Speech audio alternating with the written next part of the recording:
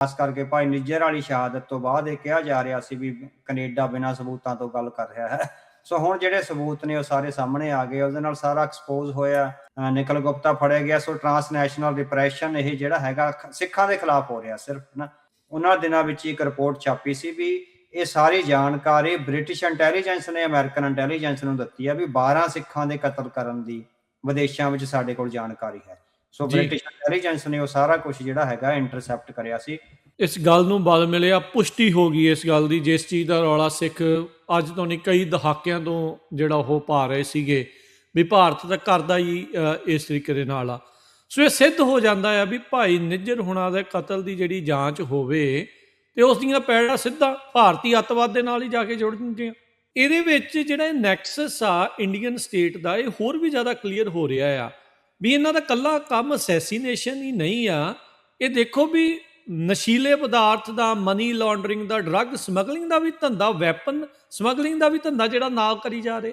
Drug smuggling ਤਾਂ ਲਗਭਗ ਬਹੁਤੀਆਂ ਸਰਕਾਰਾਂ ਜਿਹੜੀਆਂ ਕਰਦੀਆਂ, ਕਿਉਂਕਿ ਜਿਹੜੇ ਉਹਨਾਂ ਨੇ ਜਿਹੜੇ ਸਟੇਟ ਟੈਰਰਿਜ਼ਮ ਦੇ ਆਪਰੇਸ਼ਨ ਕਰਨੇ ਹੁੰਦੇ ਉਹਦੇ ਵਿੱਚ ਮਿਲੀਅਨ ਆਫ ਡਾਲਰਸ ਜਾਂ ਮਿਲੀਅਨ ਆਫ ਪਾਉਂਡਸ ਆ ਜਿਹੜੇ ਖਰਚ ਹੁੰਦੇ ਆ, ਉਹ ਜਿੱਦਾਂ ਆਪਣੀਆਂ ਸਰਕਾਰੀ ਬਜਟ ਵਿੱਚੋਂ ਨਹੀਂ ਯੂਜ਼ ਕਰਦੇ, ਉਹ ਡਰੱਗਸ ਵਿੱਚੋਂ ਇਕੱਠੇ ਕਰਦੇ ਹੈਗੇ। ਭਾਰਤ ਦਾ ਇੱਕ ਇਹ ਵੀ ਏਜੰਡਾ ਰਿਹਾ, ਬਹੁਤ ਸਾਰੇ ਜਿਹੜੇ ਭਾਰਤ ਦੇ ਦਲਾਲ ਨੇ ਜਾਂ ਉਹਨਾਂ ਦੇ ਪਿੱਛ ਲੱਗੂ ਨੇ ਉਹ ਅਕਸਰ ਯੂਜ਼ ਕੀਤੇ ਜਾਂਦੇ, ਬਾਅਦ ਚ ਸੁੱਟ ਦਿੱਤੇ ਜਾਂਦੇ ਆ। ਕਿ ਨਿਖਿਲ ਗੁਪਤੇ ਦਾ ਵੀ ਉਹੀ ਹਸ਼ਰ ਆਪਾਂ ਦੇਖ ਰਹੇ ਹਾਂ ਵੀ ਉਹ ਹੋਇਆ ਆ। ਹਾਂਜੀ, ਮੋਡਸ ਆਪਰੈਂਡੀ ਜਿਹੜਾ ਉਹੀ ਆ। ਤੁਸੀਂ ਦੇਖੋ ਇਹ ਨਿਖਿਲ ਗੁਪਤਾ ਦਾ ਤਾਂ ਇੱਥੇ ਐਕਸਪੋਜ਼ ਹੋਇਆ। ਸੋ ਬਹੁਤ ਸਾਰੇ ਪੰਜਾਬ ਵਿੱਚ ਜਿਹੜੇ ਹੁਣ ਬਜ਼ੁਰਗ ਹੋ ਗਏ ਹੋਏ ਆ, ਜਿਨ੍ਹਾਂ ਨੂੰ ਇੰਟੈਲੀਜੈਂਸ ਏਜੰਸੀਆਂ ਨੇ ਪਾਕਿਸਤਾਨ ਭੇਜਿਆ, ਉੱਥੋਂ ਜਸੂਸੀ ਵਗੈਰਾ ਉਹ ਕਰਦੇ ਵੀ ਰਹੇ ਲਗਾਤਾਰ, ਬਹੁਤ ਦੇਰ ਇਨਫੋਰਮੇਸ਼ਨ ਦਿੰਦੇ ਰਹੇ। ਫਿਰ ਜਦੋਂ ਫੜੇ ਗਏ ਲੰਬੀਆਂ ਜੇਲ੍ਹਾਂ ਕੱਟੀਆਂ, ਪਰ ਮੁੜ ਕੇ ਵੀ ਕਿਸੇ ਨੇ ਨਹੀਂ ਪੁੱਛਿਆ। ਹਰੇਕ ਮੁਲਕ ਦੀ, ਚਾਹੇ ਛੋਟੇ ਤੋਂ ਛੋਟਾ ਗਰੀਬ ਤੋਂ ਗਰੀਬ ਦੀ ਜਾਂ ਬਹੁਤ ਸਾਰਾ ਆਪਾਂ ਕਹੀਏ ਵੀ ਕਮਜ਼ੋਰ ਮੁਲਕ ਵੀ ਹੋਵੇ, ਉਹਦੀ ਸੋਵਰੈਨਿਟੀ ਆ ਜਿਹੜੀ ਉਹਦੇ ਲਈ ਸਭ ਤੋਂ ਪਵਿੱਤਰ ਹੁੰਦੀ ਆ। ਆਪਣੀ ਸੋਵਰੈਨਿਟੀ ਤੇ ਆਪਣੇ ਨਾਗਰਿਕਾਂ ਦੀ ਜਿਹੜੀ ਰਾਖੀ, ਜਾਨ ਮਾਲ ਦੀ ਰਾਖੀ ਹੈਗੀ। ਸੋ ਉਹ ਹਰ ਮੁਲਕ ਹੀ, ਚਾਹੇ ਉਹ ਸ਼੍ਰੀਲੰਕਾ ਹੋਵੇ, ਨੇਪਾਲ ਹੋਵੇ, ਜ਼ਾਂਬੀਆ ਹੋਵੇ, ਜ਼ਿੰਬਾਬਵੇ ਹੋਵੇ, ਚਾਹੇ ਗਰੀਬ ਮੁਲਕ ਵੀ ਹੋਣ, ਉਹ ਆਪਣੀ ਸੋਵਰੈਨਿਟੀ ਨਾਲ ਕੋਈ ਸਮਝੌਤਾ ਨਹੀਂ ਕਰਦੇ ਤੇ ਆਪਣੇ ਸਿਟੀਜ਼ਨਸ ਤੇ ਕੋਈ ਬਾਹਰੀ ਹਮਲਾ ਨਹੀਂ ਹੋਣ ਦਿੰਦੇ। ਜਿਹੜੀ ਅਮਰੀਕਾ ਤੇ ਇਜ਼ਰਾਈਲ ਆ ਜਿਹੜੀ ਕਰਦੇ ਹੈਗੇ, ਬਹੁਤੀ ਤੌਰ ਤੇ ਉਹ ਜ਼ਿੰਮੇਵਾਰੀ ਲੈਂਦੇ ਆ। ਹੁਣ ਜਿੱਦਾਂ ਵੈਨਜ਼ੂਏਲਾ ਦੇ ਰਾਸ਼ਟਰਪਤੀ ਨੂੰ ਇਹ ਚੱਕ ਕੇ ਲਿਆਏ ਹੈਗੇ ਆ। ਸੋ ਉਹਨਾਂ ਨੇ ਜ਼ਿੰਮੇਵਾਰੀ ਲਈ ਆ ਕਿ ਰਾਸ਼ਟਰਪਤੀ ਸਾਈਨ ਕਰਦਾ ਇੱਕ ਡਿਗਰੀ ਤੇ ਵੀ ਸਿਵਲਾਈਜੇਸ਼ਨ ਦਾ ਆਗਾਜ਼ ਆ ਜਿਹੜਾ ਉਹ ਯੂਰਪ ਤੋਂ ਹੋਇਆ ਹੈਗਾ। ਸੋ ਅਮਰੀਕਾ ਕਦੇ ਵੀ ਜਿਹੜਾ ਹੈਗਾ ਉਹ ਇਸ ਨੂੰ ਜਿਹੜਾ ਹੈਗਾ ਡਿਫਾਈ ਨਹੀਂ ਕਰ ਸਕਦਾ। ਪਰ ਸਾਨੂੰ ਇਸ ਨਵੇਂ ਜਿਹੜਾ ਵਰਲਡ ਆਰਡਰ ਹੈਗਾ ਉਹਦੇ ਵਿੱਚ ਰਿਫਾਰਮਸ ਲਿਆਉਣ ਦੀ ਲੋੜ ਹੈਗੀ ਆ। ਸੋ ਅੱਜ ਜੇ ਕਹਿੰਦਾ ਵੀ ਟਰੰਪ ਪ੍ਰਸ਼ਾਸਨ ਤੇ ਅਮਰੀਕਨ ਪ੍ਰਸ਼ਾਸਨ ਜਿਹੜਾ ਹੈਗਾ ਚੋਭਾਂ ਮਾਰ ਰਿਹਾ ਯੂਰਪ ਨੂੰ, ਉਹ ਚੋਭਾਂ ਨਫ਼ਰਤ ਦੀਆਂ ਨਹੀਂ ਹੈਗੀਆਂ, ਉਹ ਪਿਆਰ ਦੀਆਂ ਚੋਭਾਂ ਨੇ। ਬਿਲਕੁਲ ਨੇਸ਼ਨ ਸਟੇਟ ਕਦੇ ਨਹੀਂ ਖਤਮ ਹੁੰਦੀ। ਜਿਹੜੀ ਤਬਾਹੀ ਹੁੰਦੀ ਆ, ਜਿਹੜੇ ਖਤਮ ਹੁੰਦੇ ਆ, ਉਹ ਅੰਪਾਇਰ ਖਤਮ ਹੁੰਦੇ ਆ। ਹਾਸਬਰਾ ਅੰਪਾਇਰ ਟੁੱਟਿਆ, ਰੋਮਨ ਅੰਪਾਇਰ ਟੁੱਟਿਆ, ਆਟੋਮਨ ਅੰਪਾਇਰ ਟੁੱਟਿਆ, ਅਸੀਰੀਅਨ ਅੰਪਾਇਰ ਟੁੱਟਿਆ, ਬ੍ਰਿਟਿਸ਼ ਅੰਪਾਇਰ ਟੁੱਟਿਆ, ਉਹਦੇ ਚੋਂ ਕਿੰਨੀਆਂ ਨੇਸ਼ਨ ਸਟੇਟਾਂ ਨਿਕਲੀਆਂ, ਤੇ ਸੋਵੀਅਤ ਅੰਪਾਇਰ ਟੁੱਟਿਆ, ਸਾਡੇ ਸਾਹਮਣੇ ਟੁੱਟਿਆ, ਉਹਦੇ ਵਿੱਚੋਂ ਕਿੰਨੀਆਂ ਨੇਸ਼ਨ ਸਟੇਟਾਂ ਨਿਕਲੀਆਂ। ਜਦੋਂ ਆਪਾਂ ਗੱਲਬਾਤ ਕਰ ਰਹੇ ਹਾਂ AI ਦੀ ਸਮਿਟ ਇੰਡੀਆ ਦੇ ਵਿੱਚ ਚੱਲਦੀ, ਥੋੜਾ ਜਲੂਸ ਨਿਕਲ ਰਿਹਾ ਚਾਈਨਾ ਦੇ ਲਿਆ ਕੇ ਰੋਬੋਟ ਤੇ ਉਹਨਾਂ ਨੂੰ ਦੱਸੀ ਜਾਂਦੇ ਆ ਵੀ ਉਹ ਸਾਡੇ ਆ, ਕਾਪੀਰਾਈਟ ਆਪਣਾ ਦੱਸੀ ਜਾ ਰਹੇ ਆ। ਡੀਨੈਸ਼ਨਲਾਈਜ਼ ਹੋ ਜਾਣਾ, ਪੂਰੀ ਦੁਨੀਆ ਨੇ ਇੱਕੋ ਮੁਲਕ ਬਣ ਜਾਣਾ ਹੈਗਾ। ਸੋ ਇਹ ਕਨਸੈਪਟ ਕਦੀ ਵੀ ਨਹੀਂ ਜਿਹੜੇ ਹੈਗੇ ਆ ਬਾਰਡਰਸ ਤੋਂ ਬਿਨਾ ਦੁਨੀਆ ਦੀ ਜਿਹੜੀ ਕਨਸੈਪਟ ਆ ਉਹ ਕਦੇ ਵੀ ਜਿਹੜਾ ਹੈਗਾ ਵਾਇਬਲ ਨਹੀਂ ਹੁੰਦਾ। ਸੋ ਆਈਡੀਅਲਿਸਟਿਕ ਵਰਲਡ ਦੇ ਵਿੱਚ ਆਪਾਂ ਕਹਿ ਸਕਦੇ ਵੀ ਹਾਂ ਇਦਾਂ ਹੋ ਜਾਵੇ, ਪਰ ਰਿਐਲਿਟੀ ਹੋਰ ਆ। ਦੇਖੋ ਚਾਈਨਾ, ਰਸ਼ੀਆ ਤੇ ਵੈਸਟ ਦੀ ਰਾਈਵਲਰੀ ਇੱਕ ਸਪਸ਼ਟ ਰਾਈਵਲਰੀ। ਯੂਐਨਓ ਤੇ ਵੀ ਉਹਨਾਂ ਨੇ ਤਿੱਖੀਆਂ ਟਿੱਪਣੀਆਂ ਕੀਤੀਆਂ। ਕੀ ਭਾਵ ਆ ਉਹਨਾਂ ਦੇ ਇਹਨਾਂ ਟਿੱਪਣੀਆਂ ਦੇ ਬਾਰੇ? ਹਾਂਜੀ, ਉਹ ਕਹਿੰਦੇ ਵੀ ਯੂਐਨਓ ਇੱਕ ਕ੍ਰਾਈਸਿਸ ਮੈਨੇਜਮੈਂਟ ਲਈ ਸੰਸਥਾ ਬਣਾਈ ਗਈ ਸੀ, ਪਰ ਉਹ ਲਗਾਤਾਰ ਕ੍ਰਾਈਸਿਸ ਮੈਨੇਜਮੈਂਟ ਦੀ ਆਪਣੀ ਜ਼ਿੰਮੇਵਾਰੀ ਤੋਂ ਭੱਜ ਰਹੀ ਹੈਗੀ। ਹੁਣ ਕਹਿੰਦੇ ਵੀ ਯੂਕਰੇਨ ਦੀ ਜੰਗ ਵਿੱਚ ਉਹ ਕੁਝ ਵੀ ਨਹੀਂ ਕਰ ਸਕੇ। ਸਾਨੂੰ ਉੱਥੇ ਆ ਕੇ ਆਪਣੀਆਂ ਫੌਜਾਂ ਭੇਜਣੀਆਂ ਪਈਆਂ, ਜਾਂ ਸਾਨੂੰ ਜਿਹੜਾ ਆ ਇਕਵਿਪਮੈਂਟ ਭੇਜਣਾ ਪਿਆ, ਰਸ਼ੀਆ ਨੂੰ ਥੋੜਾ ਡਰਾਉਣਾ ਪਿਆ। ਇਸੇ ਤਰ੍ਹਾਂ ਕਹਿੰਦਾ ਵੀ ਗਾਜ਼ਾ ਵਿੱਚ ਤੇ ਹੋਰ ਥਾਵਾਂ ਤੇ ਜਿਹੜਾ ਹੋਇਆ ਨਾ।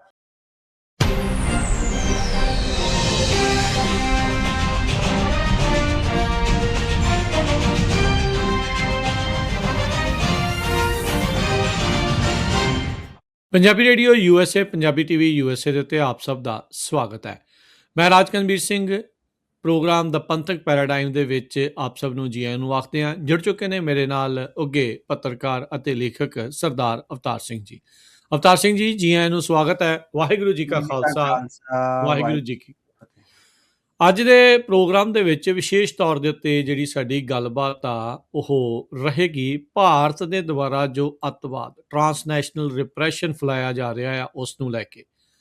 ਨਿਖਿਲ ਗੁਪਤਾ ਦਾ ਜ਼ੁਲਮ ਨੂੰ ਕਬੂਲ ਕਰਨਾ, ਪੰਨੂ ਹੁਣਾਂ ਨੂੰ ਮਾਰਨ ਦੀ ਜਿਹੜੀ ਸਾਜ਼ਿਸ਼ ਉਹ ਕੀ ਸੀ, ਉਸ ਦੇ ਪਿੱਛੇ ਕੀ ਇਹ ਹੁਣ ਚੱਲ ਰਿਹਾ ਆ ਤੇ ਇਹਦੇ ਨਾਲ ਅੱਗੇ ਆਉਣ ਵਾਲੇ ਸਮੇਂ ਦੇ ਵਿੱਚ ਅਸਰ ਕੀ ਜਿਹੜਾ ਉਹ ਪਵੇਗਾ। ਬੀਤੇ ਦਿਨਾਂ ਦੇ ਵਿੱਚ ਸੈਕਟਰੀ ਆਫ ਸਟੇਟ US ਦੇ ਮਾਰਕੋ ਰੂਬੀਓ ਉਹ ਮਿਊਨਿਕ ਕਾਨਫਰੰਸ ਦੇ ਵਿੱਚ ਸਿਕਿਉਰਿਟੀ ਕਾਨਫਰੰਸ ਦੇ ਵਿੱਚ ਜਾ ਕੇ ਆਏ ਆ। ਬੜਾ ਤਗੜਾ ਉਹਨਾਂ ਨੇ ਉੱਥੇ ਭਾਸ਼ਣ ਕੀਤਾ। ਉਹ ਕੀ ਦਰਸਾਉਂਦਾ ਆ ਅਮਰੀਕਾ ਦੀ ਆਉਣ ਵਾਲੀ ਅਗਲੀ ਰਣਨੀਤੀ, ਉਸ ਬਾਰੇ ਵੀ ਜਿਹੜੀ ਉਹ ਆਪਾਂ ਗੱਲਬਾਤ ਕਰਾਂਗੇ। ਸ਼ੁਰੂਆਤ ਕਰਦੇ ਹਾਂ ਅਵਤਾਰ ਸਿੰਘ ਜੀ ਇਸੇ ਹੀ ਗੱਲ ਤੋਂ। ਭਾਰਤ ਦੇ ਦੁਆਰਾ ਦੁਨੀਆ ਦੇ ਵੱਖ-ਵੱਖ ਹਿੱਸਿਆਂ ਦੇ ਵਿੱਚ ਜਾ ਕੇ ਭਾਰਤ ਦਾ ਪਰਦਾਫਾਸ਼ ਕਰਨ ਵਾਲੇ ਲੋਕਾਂ ਨੂੰ ਮਾਰਨਾ, ਅਸੈਸੀਨੇਟ ਕਰਨਾ, ਉਹ ਦੀਆਂ ਸਾਜ਼ਿਸ਼ਾਂ ਰਚਨਾ, ਇੱਕ ਹਿਸਾਬ ਦੇ ਨਾਲ ਉਸ ਤੋਂ ਘੁੰਡ ਚੁਕਾਈ ਜਿਹੜੀ ਹੋ ਗਈ, ਉਸ ਦਾ ਪਰਦਾਫਾਸ਼ ਹੋ ਗਿਆ। ਗੁਰਪਤਵੰਤ ਸਿੰਘ ਪੰਨੂ ਦੇ ਇਰਾਦਾ ਕਤਲ ਦੇ ਕੇਸ ਦੇ ਵਿੱਚ ਨਿਖਿਲ ਗੁਪਤਾ ਨੇ ਆਪਣੇ ਜਿਹੜੇ ਜੁਰਮ ਆ ਉਹ ਕਬੂਲ ਕਰ ਲਿਆ ਹੈ। ਇਸ ਤੇ ਕੀ ਅਰਥ ਆ? ਹਾਂਜੀ ਹਾਂਜੀ, ਇਹਦੇ ਨਾਲ ਫਿਰ ਜਿਹੜਾ ਇੱਕ ਟਰਾਂਸਨੈਸ਼ਨਲ ਰਿਪਰੈਸ਼ਨ ਦਾ ਲੰਬੇ ਸਮੇਂ ਤੋਂ ਵੇਵ ਚੱਲ ਰਹੀ ਸੀ, ਇਟ ਮੀਨ ਜਿਹੜਾ ਕਿ ਭਾਰਤ ਦੇ ਅਧਿਕਾਰੀ ਜਾਂ ਖਾਸ ਕਰਕੇ ਭਾਰਤ ਦਾ ਮੀਡੀਆ ਬਹੁਤ ਰੌਲਾ ਪਾਉਂਦਾ ਸੀ ਵੀ ਕੋਈ ਸਬੂਤ ਨਹੀਂ ਹੈ, ਸਬੂਤ ਨਹੀਂ ਹੈ, ਸਬੂਤ ਦਿਓ। ਖਾਸ ਕਰਕੇ ਭਾਈ ਨਿੱਜਰ ਵਾਲੀ ਸ਼ਹਾਦਤ ਤੋਂ ਬਾਅਦ ਇਹ ਕਿਹਾ ਜਾ ਰਿਹਾ ਸੀ ਵੀ ਕੈਨੇਡਾ ਬਿਨਾਂ ਸਬੂਤਾਂ ਤੋਂ ਗੱਲ ਕਰ ਰਿਹਾ ਹੈ। ਸੋ ਹੁਣ ਜਿਹੜੇ ਸਬੂਤ ਨੇ ਉਹ ਸਾਰੇ ਸਾਹਮਣੇ ਆ ਗਏ। ਉਹਦੇ ਨਾਲ ਸਾਰਾ ਐਕਸਪੋਜ਼ ਹੋਇਆ ਵੀ ਇੱਕ ਸਭ ਤੋਂ ਵੱਡੀ ਡੈਮੋਕ੍ਰੇਸੀ ਦੇ ਦੇਸ਼ ਵਿੱਚ ਅਮਰੀਕਾ ਵਿੱਚ ਜਾ ਕੇ ਇਹਨਾਂ ਨੇ ਜਿਸ ਕਿਸਮ ਨਾਲ ਜਿਹੜੇ ਹੈਗੇ ਆ ਪੋਲੀਟੀਕਲ ਐਕਟਿਵਿਸਟ ਜਿਹੜੇ ਭਾਰਤ ਦੀਆਂ ਨੀਤੀਆਂ ਦਾ ਵਿਰੋਧ ਕਰਦੇ ਆ, ਪੋਲੀਟੀਕਲ ਐਕਟਿਵਿਸਟ, ਸੋ ਉਹਨਾਂ ਦਾ ਹਾਲਾਂਕਿ ਕੋਈ ਟੈਰਰਿਜ਼ਮ ਨਹੀਂ ਹੋ ਰਿਹਾ, ਕੋਈ ਹਥਿਆਰਾਂ ਨਾਲ ਵਾਇਲੈਂਸ ਨਹੀਂ ਹੋ ਰਹੀ, ਜਸਟ ਜਿਹੜੀ ਵਰਬਲ ਹੈਗੀ ਆ ਪਾਲਿਸੀ ਪ੍ਰੋਗਰਾਮਸ ਦਾ ਜਿਹੜਾ ਵਿਰੋਧ ਆ ਉਹ ਹੋ ਰਿਹਾ। ਸੋ ਉਹਨਾਂ ਨੂੰ ਮਾਰਨ ਦਾ ਜਿਹੜਾ ਯਤਨ ਸੀ ਲਗਾਤਾਰ ਉਹ ਹੋਇਆ ਤੇ ਉਹਦੇ ਵਿੱਚੋਂ ਨਿਖਿਲ ਗੁਪਤਾ ਫੜਿਆ ਗਿਆ। ਸੋ ਟਰਾਂਸਨੈਸ਼ਨਲ ਰਿਪਰੈਸ਼ਨ ਇਹ ਜਿਹੜਾ ਹੈਗਾ ਸਿੱਖਾਂ ਦੇ ਖਿਲਾਫ ਹੋ ਰਿਹਾ ਸਿਰਫ ਨਾ, ਸੋ ਹੋਰ ਕਿਸੇ ਕੌਮ ਦੇ ਖਿਲਾਫ ਜਿਹੜਾ ਹੈਗਾ ਨਹੀਂ ਹੋ ਰਿਹਾ। ਸੋ ਚੁਣ ਕੇ ਸਿੱਖਾਂ ਨੂੰ ਮਾਰਨ ਦਾ ਜਿਹੜਾ ਯਤਨ ਹੈ। ਸੋ ਬਲੂਮਬਰਗ ਨੇ ਉਹਨਾਂ ਦਿਨਾਂ ਵਿੱਚ ਇੱਕ ਰਿਪੋਰਟ ਛਾਪੀ ਸੀ ਵੀ ਇਹ ਸਾਰੀ ਜਾਣਕਾਰੀ ਬ੍ਰਿਟਿਸ਼ ਇੰਟੈਲੀਜੈਂਸ ਨੇ ਅਮਰੀਕਨ ਇੰਟੈਲੀਜੈਂਸ ਨੂੰ ਦਿੱਤੀ ਆ ਵੀ 12 ਸਿੱਖਾਂ ਦੇ ਕਤਲ ਕਰਨ ਦੀ ਵਿਦੇਸ਼ਾਂ ਵਿੱਚ ਸਾਡੇ ਕੋਲ ਜਾਣਕਾਰੀ ਹੈ। ਸੋ ਬ੍ਰਿਟਿਸ਼ ਇੰਟੈਲੀਜੈਂਸ ਨੇ ਉਹ ਸਾਰਾ ਕੁਝ ਜਿਹੜਾ ਹੈਗਾ ਇੰਟਰਸੈਪਟ ਕਰਿਆ ਸੀ। ਉਹ ਤੋਂ ਬਾਅਦ ਬਰਤਾਨੀਆ ਵਿੱਚ ਵੀ 2-3 ਸਿੱਖਾਂ ਨੂੰ ਜਿਹੜੀ ਸਿਕਿਉਰਿਟੀ ਦਿੱਤੀ ਗਈ ਹੈ ਤੇ ਬਾਕੀ ਇਟ ਮੀਨਸ ਹੋ ਸਕਦਾ ਹੈ ਉਸ ਕਰਕੇ ਹੀ ਜਿਹੜਾ ਗੁਰਪਤਵੰਤ ਸਿੰਘ ਪੰਨੂ ਦੇ ਆਲੇ ਦੁਆਲੇ ਜਿਹੜੇ ਉਹਨਾਂ ਦੇ ਟੈਲੀਫੋਨ ਜਾਂ ਉਹਨਾਂ ਦੀ ਐਕਟੀਵਿਟੀਜ਼ ਜਿਹੜੇ ਉਹਨਾਂ ਨੂੰ ਮਾਰਨ ਆਏ ਸੀਗੇ ਉਹਨਾਂ ਨੂੰ ਲਗਾਤਾਰ ਮੋਨੀਟਰ ਕੀਤਾ ਜਾਂਦਾ ਸੀ।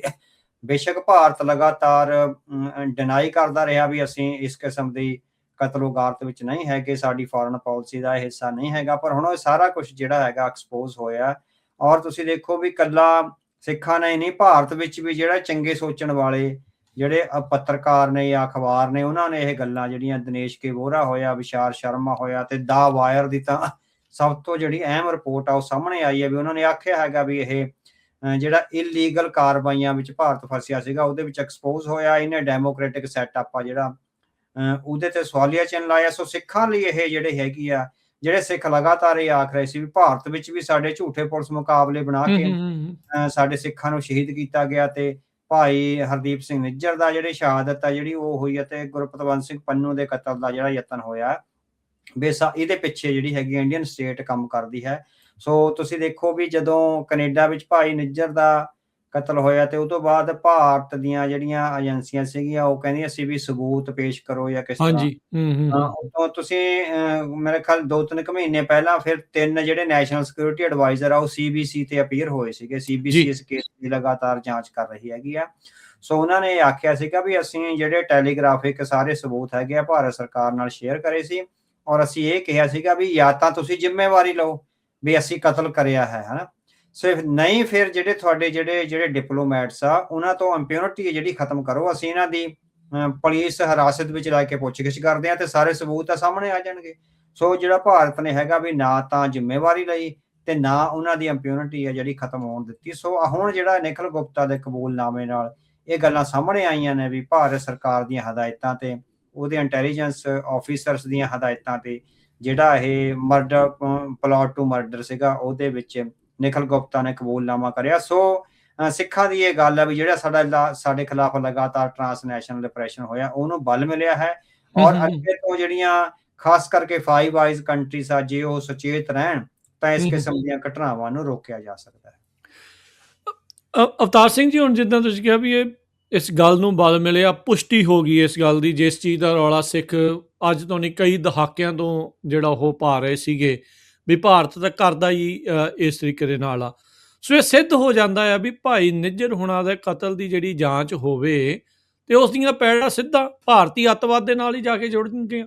ਹਾਂਜੀ, ਹਾਂਜੀ, ਬਿਲਕੁਲ, ਬਿਲਕੁਲ। ਸੋ ਕੱਲੇ ਭਾਈ ਨਿੱਜਰ ਦੇ ਕਤਲ ਦੀਆਂ ਨਹੀਂ, ਜਿਹੜਾ ਭਾਈ ਕਨਿਸ਼ਕ ਖੰਡਾ ਵੀ। ਹੂੰ ਜਿਹੜਾ ਕਨਿਸ਼ਕ ਜਹਾਜ਼ ਹੈਗਾ, ਕਨਿਸ਼ਕ ਜਹਾਜ਼ ਹੂੰ। ਕੈਨੇਡਾ ਵਿੱਚ ਹੋਇਆ, ਤੇ ਜੇ ਉਹਦੀ ਵੀ ਨਿਰਪੱਖ ਜਾਂਚ ਹੋਵੇ, ਉਹਦੀ ਜਾਂਚ ਲਗਾਤਾਰ, ਬੇਸ਼ੱਕ ਕੈਨੇਡਾ ਵਿੱਚ ਕਈ ਕਮਿਸ਼ਨ ਬਣੇ ਹੈਗੇ ਆ, ਪਰ ਉਹ ਮਿੱਟੀ ਘੱਟੇ ਆ ਜਿਹੜੀ ਰੋਲ ਦਿੱਤੀ ਜਾਂਦੀ ਰਹੇ। ਸੋ ਇਟ ਮੀਨਸ ਭਾਰਤ ਦਾ ਇੰਨਾ ਦਬਾਅ ਰਿਹਾ ਹੈਗਾ ਡਿਪਲੋਮੈਟਿਕਲੀ, ਉਹਨਾਂ ਦੀ ਲੌਬੀ ਇੰਨੀ ਮਜ਼ਬੂਤ ਰਹੀ ਹੈਗੀ ਆ ਕੈਨੇਡਾ ਵਿੱਚ ਵੀ। ਜਿਹੜੇ ਜਸਟਿਸ ਮੇਜਰ ਸੀਗੇ, ਮੇਰੇ ਖਿਆਲ ਜਸਟਿਸ ਮੇਜਰ ਸੀਗੇ, ਉਹਨਾਂ ਦੀ ਜਿਹੜੀ ਜਾਂਚ ਵੀ ਸੀ ਉਹ ਵੀ ਗੋਲਮੋਲ ਜੀ ਆ ਜਿਹੜੀ ਅਕਸਰ ਨੂੰ ਹੋ ਗਈ ਹੋਈ ਆ। ਸੋ ਜੇ ਨਿਰਪੱਖਤਾ ਨਾਲ, ਜਿਸ ਤਰ੍ਹਾਂ ਤੁਸੀਂ ਦੇਖੋ 2008 ਵਿੱਚ ਜਿਹੜਾ ਇਜ਼ਰਾਈਲ ਨੇ ਗਾਜ਼ਾ ਤੇ ਹਮਲਾ ਕਰਿਆ ਸੀ, ਉਹਦੀ ਜਸਟਿਸ ਗੋਲਡਸਟੋਨ ਨੇ ਜਿਹੜੀ ਹੈਗੀ ਆ ਉਹ ਜਾਂਚ ਕਰੀ ਸੀ, ਔਰ ਜਸਟਿਸ ਗੋਲਡਸਟੋਨ ਨੇ ਦੁੱਧ ਦਾ ਦੁੱਧ ਤੇ ਪਾਣੀ ਦਾ ਪਾਣੀ ਨਿਤਾਰ ਕੇ ਰੱਖ ਦਿੱਤਾ ਸੀਗਾ। ਇਜ਼ਰਾਈਲ ਦੇ ਅਗੇਂਸਟ ਆ ਜਿਹੜੀਆਂ ਸਾਰੀਆਂ ਜੋ ਉਹਨੇ ਵਾਰ-ਵਾਰ ਇੱਕ ਕਾਰਵਾਈਆਂ ਕਰੀਆਂ, ਉਹਦੇ ਬਾਰੇ ਰਿਪੋਰਟ ਆਈ ਸੀ। ਸੋ ਇਸ ਤਰ੍ਹਾਂ ਦਾ ਕੋਈ ਨਿਰਪੱਖ ਜੱਜ ਹੈਗਾ, ਤੇ ਜੇ ਉਹਦੇ ਤੇ ਡਿਪੈਂਡ ਕਰਦਾ ਵੀ ਹੁਣ ਸਬੂਤ ਵੀ ਕਿੰਨੇ ਕਾ ਜਿਹੜੇ ਬਚੇ ਹੋਏ ਹੈਗੇ ਆ। ਸੋ ਜੇ ਖਾਸ ਕਰਕੇ ਜੇ ਭਾਈ ਨਿੱਜਰ ਵਾਲੇ ਕੇਸ ਵਿੱਚ ਜਸਟਿਸ ਗੋਲਡਸਟੋਨ ਵਰਗੇ ਜਿਹੜੇ ਜਸਟਿਸ ਆ, ਉਹਨਾਂ ਦੇ ਰਾਹੀਂ ਨਿਰਪੱਖ ਜਾਂਚ ਹੋਵੇ, ਤਾਂ ਭਾਈ ਨਿੱਜਰ ਦੇ ਕਤਲ ਦੀਆਂ ਜਿਹੜੀਆਂ ਪੈੜਾਂ ਨੇ, ਜਿਸ ਤਰ੍ਹਾਂ ਤੁਸੀਂ ਆਖਿਆ, ਉਹ ਵੀ ਭਾਰਤੀ ਐਮਬੈਸੀ ਤੇ ਉਹ ਤੋਂ ਬਾਅਦ ਜਿਹੜੇ ਹੈਗੇ ਆ ਆਫਿਸਰਸ ਦੇ ਥਰੂ ਆ ਜਿਹੜੀਆਂ ਜਾਂਦੀਆਂ ਹੈਗੀਆਂ। ਸੋ ਸਿੱਖਾਂ ਦਾ ਜਿਹੜਾ ਹੈਗਾ, ਉਹਦੇ ਜਿਹੜੀ ਉਹ ਗੱਲ ਕਰ ਰਹੇ ਸੀ ਟਰਾਂਸਨੈਸ਼ਨਲ ਰਿਪਰੈਸ਼ਨ ਦੀ, ਜੀ ਬੇਸ਼ੱਕ ਪਹਿਲਾਂ ਹਥਿਆਰਾਂ ਨਾਲ ਨਹੀਂ ਸੀ ਹੁੰਦਾ, ਵਿਚਾਰਾਂ ਨਾਲ ਹੁੰਦਾ ਸੀ। ਵੀਜ਼ੇ ਰੋਕ ਲਏ, ਘਰਦਿਆਂ ਨੂੰ ਤੰਗ ਕਰਿਆ, ਪਿੱਛੇ ਹਾਂਜੀ ਹਾਂਜੀ। ਪਿੰਡਾਂ 'ਚ ਜਾ ਕੇ ਪੁਲਿਸ ਆ ਜਿਹੜੀ ਉਹ ਤੰਗ ਕਰਦੀ। ਸੋ ਇਸ ਤਰ੍ਹਾਂ ਦਾ ਜਿਹੜਾ ਬਹੁਤ ਕੁਛ ਆ ਜਿਹੜਾ ਹੁੰਦਾ ਸੀ। ਪਰ ਹੁਣ ਇਸ ਨਿਖਿਲ ਗੁਪਤਾ ਵਾਲੇ ਜਿਹੜਾ ਕਬੂਲਨਾਮਾ, ਉਹਨੇ ਜਿਹੜਾ ਹੈਗਾ ਕਾਫੀ ਕੁਛ ਐਕਸਪੋਜ਼ ਆ ਜਿਹੜਾ ਕਰਿਆ। ਹੁਣ ਕਿੰਨੀ ਕੁ ਜਾਣਕਾਰੀ ਹੈ ਅਮਰੀਕਾ ਕੋਲ, ਉਹ ਤਾਂ ਅਮਰੀਕਨ ਗੌਰਮੈਂਟ ਹੀ ਜਿਹੜੀ ਹੈਗੀ ਆ ਜਾਣਦੀ ਆ ਵੀ ਕਿੰਨਾ ਕੁਛ ਉਹਨੇ ਗੱਲਾਂ ਦੱਸੀਆਂ ਨੇ, ਕਿਹੜੇ-ਕਿਹੜੇ ਆਫਿਸਰਸ ਦੇ ਨਾਂ ਲਏ ਨੇ। ਸੋ ਸਾਰਾ ਕੁਛ ਆ ਜਿਹੜਾ ਜੇ ਅੱਗੇ ਜਾਂਚ ਚੱਲਦੀ ਆ ਤਾਂ ਹੋਰ ਜ਼ਿਆਦਾ ਕੁਛ ਸਾਹਮਣੇ ਆ ਸਕਦਾ ਹੈ। ਸੋ ਉਹਦੇ ਵਿੱਚ ਦੇਖੋ, ਜਿੱਦਾਂ ਆਰਸੀਐਮਪੀ ਦਾ ਕਹਿਣਾ ਸੀਗਾ, ਉੱਥੋਂ ਦੇ ਮੁਲਕ ਦੇ ਪ੍ਰਧਾਨ ਮੰਤਰੀ ਨੇ ਉਹਦੇ ਸਦਨ ਦੇ ਵਿੱਚ ਖੜ ਕੇ ਕਿਹਾ ਵੀ ਕ੍ਰੈਡੀਬਲ ਐਵੀਡੈਂਸ ਭਾਰਤ ਦੇ ਜਿਹੜਾ ਉਹ ਉਲਟਾ ਜਿਹੜੇ ਅਦਾਲਤੀ ਦਸਤਾਵੇਜ਼ ਨਿਖਿਲ ਗੁਪਤਾ ਦੇ ਕੇਸ ਦੇ ਆ, ਉਹ ਇਹ ਦੱਸਦੇ ਆ ਵੀ ਉੱਥੇ ਜਿਹੜਾ ਵਿਕਾਸ ਯਾਦਵ ਰਾਹ ਦਾ ਜਿਹੜਾ ਏਜੰਟ ਆ, ਜਿਹੜਾ ਇੰਡੀਅਨ 에ਅਰ ਫੋਰਸ ਦੇ ਨਾਲ ਵੀ ਆ, ਸੀਆਰਪੀਐਫ ਦੇ ਨਾਲ ਵੀ ਜੁੜਿਆ ਆ, ਉਹਦੇ ਦਸਤਾਵੇਜ਼ ਇਹ ਵੀ ਦੱਸਦੇ ਆ ਵੀ ਉੱਧਰੋਂ ਜਿਹੜਾ ਅਸਲੇ ਦਾ ਹਥਿਆਰਾਂ ਦਾ ਜ਼ਖੀਰਾ ਜਿਹੜਾ ਆ ਉਹ ਜਹਾਜ਼ ਦੇ ਵਿੱਚ ਭਾਰਤ ਤੋਂ ਇੱਧਰ ਲੈਟਿਨ ਅਮਰੀਕਾ ਦੇ ਕਿਸੇ ਮੁਲਕ 'ਚ ਆਉਣਾ ਸੀ, ਇੱਧਰੋਂ ਨਸ਼ਾ ਜਿਹੜਾ ਆ ਉਹ ਭਰਿਆ ਉੱਧਰ ਜਾਣਾ ਸੀ।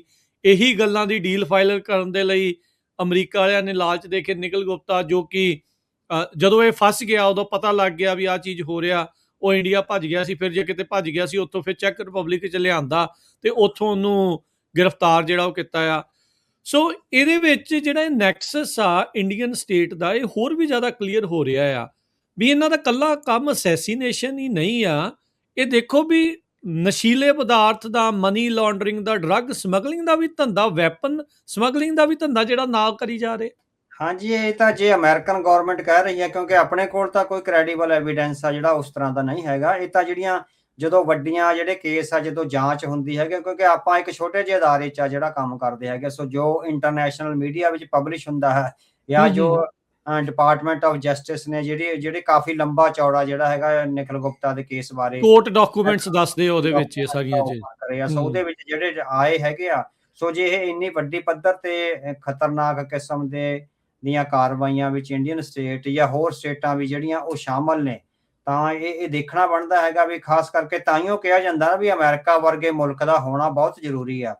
ਸੋ ਨਹੀਂ ਤਾਂ ਜਿਸ ਕਿਸਮ ਦਾ ਕੜਮਾਸ ਇਹ ਸਟੇਟਾਂ ਜਿਹੜੀਆਂ ਆਪਣੇ ਆਪ ਨੂੰ ਕਹਿੰਦੀਆਂ ਡੈਮੋਕ੍ਰੇਟਿਕ ਨੇ, ਪਰ ਫੋਰਨ ਪਾਲਿਸੀ ਵਿੱਚ ਡਰੱਗ ਨੈਕਸਿਸ ਤੇ ਹਥਿਆਰਾਂ ਦਾ ਨੈਕਸਿਸ ਲੈ ਕੇ ਚੱਲਦੀਆਂ। ਜੇ ਅਮਰੀਕਾ ਦਾ ਇੱਕ ਤਰ੍ਹਾਂ ਨਾਲ ਆਪਾਂ ਕਹੀਏ ਵੀ ਉਹਨਾਂ ਤੋਂ ਵੱਧ ਐਡਵਾਂਸ ਹੋਣ ਦੀ ਐਡਵਾਂਟੇਜ ਨਾ ਹੋਵੇ, ਤਾਂ ਬਾਕੀ ਮੁਲਕਾਂ ਵਿੱਚ ਕੀ ਹੋਵੇ, ਇੱਕ ਦੂਜੇ ਦੇ ਮੁਲਕਾਂ ਵਿੱਚ ਬੰਬ ਧਮਾਕੇ, ਕਤਲੋ-ਗਾਰਤ, ਕਿੰਨਾ ਕੁਛ ਆ ਜਿਹੜਾ ਹੋ ਸਕਦਾ। ਸੋ ਅਮਰੀਕਾ ਦੀ ਪ੍ਰੈਜ਼ੈਂਸ ਆ ਜਿਹੜੀ ਵਰਲਡ ਆਰਡਰ ਵਿੱਚ, ਉਹ ਬਹੁਤ ਜ਼ਰੂਰੀ ਹੈਗੀ ਆ। ਸੋ ਜੇ ਅੱਜ ਡਾਕੂਮੈਂਟਸ ਵਿੱਚ ਆਇਆ, ਇਟ ਮੀਨਸ ਉਹਨਾਂ ਕੋਲ ਕਿੰਨੀ ਇੰਟਰਸੈਪਟਡ ਡਾਕੂਮੈਂਟੇਸ਼ਨ ਹੋਵੇਗੀ, ਕਿੰਨੀ ਹਿਊਮਨ ਇੰਟੈਲੀਜੈਂਸ ਹੋਵੇਗੀ, ਤੇ ਜਿੰਨਾ ਕੁਛ ਗੁਪਤਾ ਨੇ ਦੱਸਿਆ ਉਹ ਤੋਂ ਬਾਅਦ ਕਿਉਂਕਿ ਗੁਪਤਾ ਨੂੰ ਵੀ 1.5 ਕੁ ਸਾਲ ਤਾਂ ਹੋ ਹੀ ਗਿਆ ਫੜੇ ਨੂੰ। ਸੋ ਬਿਲਕੁਲ। ਜਿਹੜੀਆਂ ਗੁਪਤਾ ਤੋਂ ਜਿਹੜੀਆਂ ਗੱਲਾਂ ਸਾਹਮਣੇ ਆਈਆਂ ਉਹਦੀ ਇੰਟਰੋਗੇਸ਼ਨ 'ਚ, ਫਿਰ ਮੇਰਾ ਖਿਆਲ ਬਿਹਾਈਂਡ ਦੀ ਸੀਨ ਅਮਰੀਕਾ ਨੇ ਉਹਨਾਂ ਸਾਰੇ ਕੰਮਾਂ ਤੇ ਵੀ, ਉਹਨਾਂ ਸਾਰੀਆਂ ਕਾਰਵਾਈਆਂ ਤੇ ਵੀ ਨਿਗਾਹ ਰੱਖ ਕੇ ਉਹਦੀ ਵੀ ਡਾਕੂਮੈਂਟੇਸ਼ਨ ਆ ਜਿਹੜੀ ਕਰੀ ਹੋਵੇਗੀ।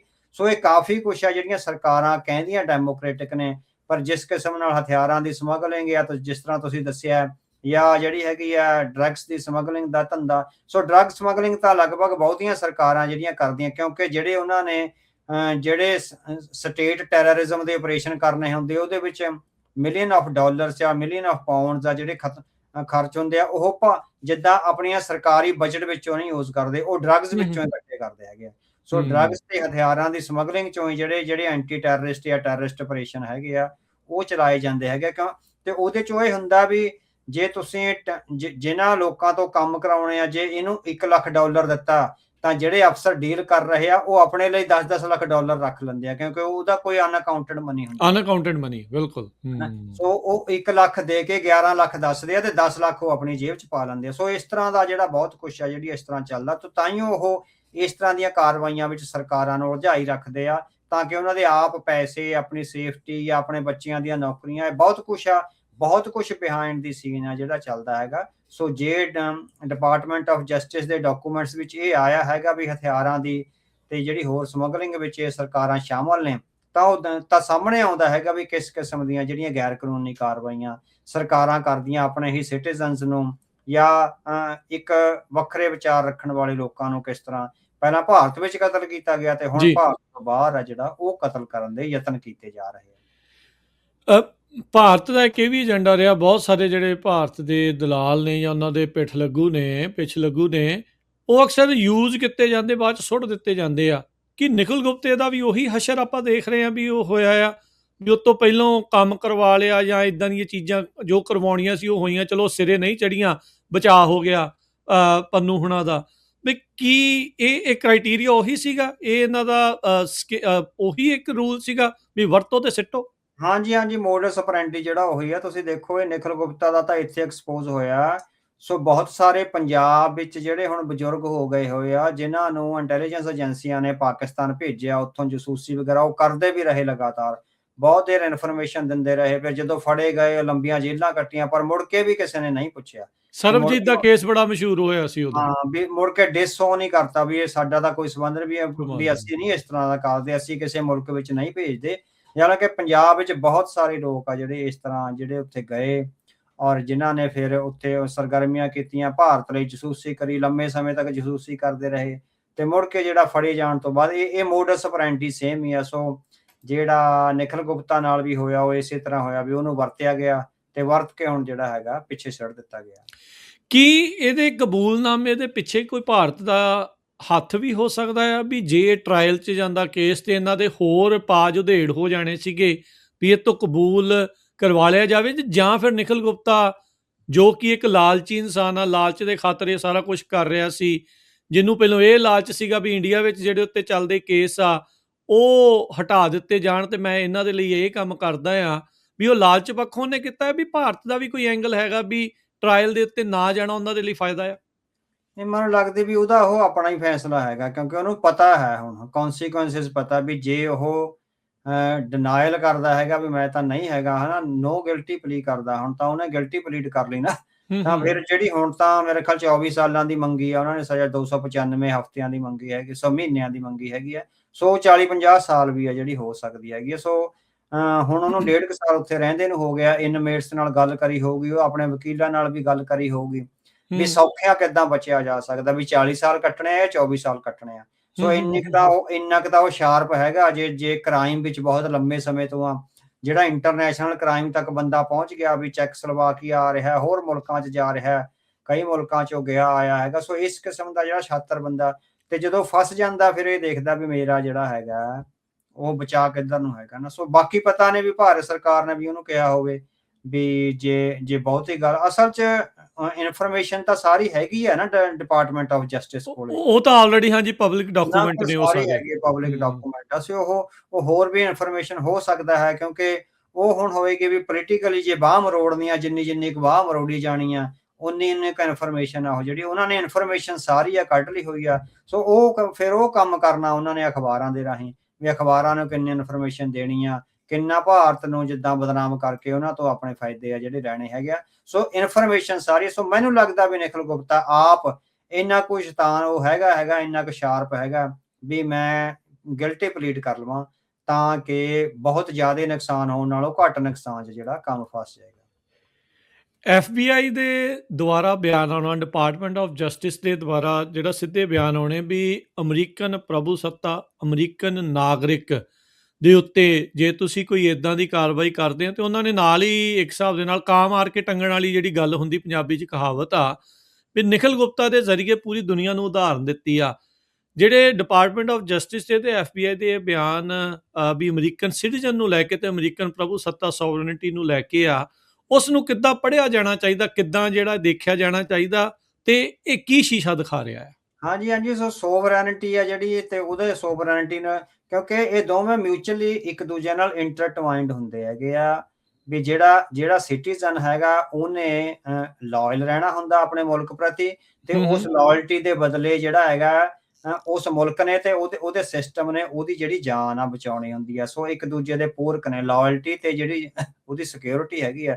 ਸੋ ਹਰੇਕ ਮੁਲਕ ਦੀ, ਚਾਹੇ ਛੋਟੇ ਤੋਂ ਛੋਟਾ, ਗਰੀਬ ਤੋਂ ਗਰੀਬ ਦੀ, ਜਾਂ ਬਹੁਤ ਸਾਰਾ ਆਪਾਂ ਕਹੀਏ ਵੀ ਕਮਜ਼ੋਰ ਮੁਲਕ ਵੀ ਹੋਵੇ, ਉਹਦੀ ਸੋਵਰੈਨਿਟੀ ਆ ਜਿਹੜੀ ਉਹਦੇ ਲਈ ਸਭ ਤੋਂ ਪਵਿੱਤਰ ਹੁੰਦੀ ਆ। ਆਪਣੀ ਸੋਵਰੈਨਿਟੀ ਤੇ ਆਪਣੇ ਨਾਗਰਿਕਾਂ ਦੀ ਜਿਹੜੀ ਰਾਖੀ, ਜਾਨ ਮਾਲ ਦੀ ਰਾਖੀ ਹੈਗੀ। ਸੋ ਉਹ ਹਰ ਮੁਲਕ ਹੀ, ਚਾਹੇ ਉਹ ਸ਼੍ਰੀਲੰਕਾ ਹੋਵੇ, ਨੇਪਾਲ ਹੋਵੇ, ਜ਼ਾਂਬੀਆ ਹੋਵੇ, ਜ਼ਿੰਬਾਬਵੇ ਹੋਵੇ, ਚਾਹੇ ਗਰੀਬ ਮੁਲਕ ਵੀ ਹੋਣ, ਉਹ ਆਪਣੀ ਸੋਵਰੈਨਿਟੀ ਨਾਲ ਕੋਈ ਸਮਝੌਤਾ ਨਹੀਂ ਕਰਦੇ ਤੇ ਆਪਣੇ ਸਿਟੀਜ਼ਨਸ ਤੇ ਕੋਈ ਬਾਹਰੀ ਹਮਲਾ ਨਹੀਂ ਹੋਣ ਦਿੰਦੇ।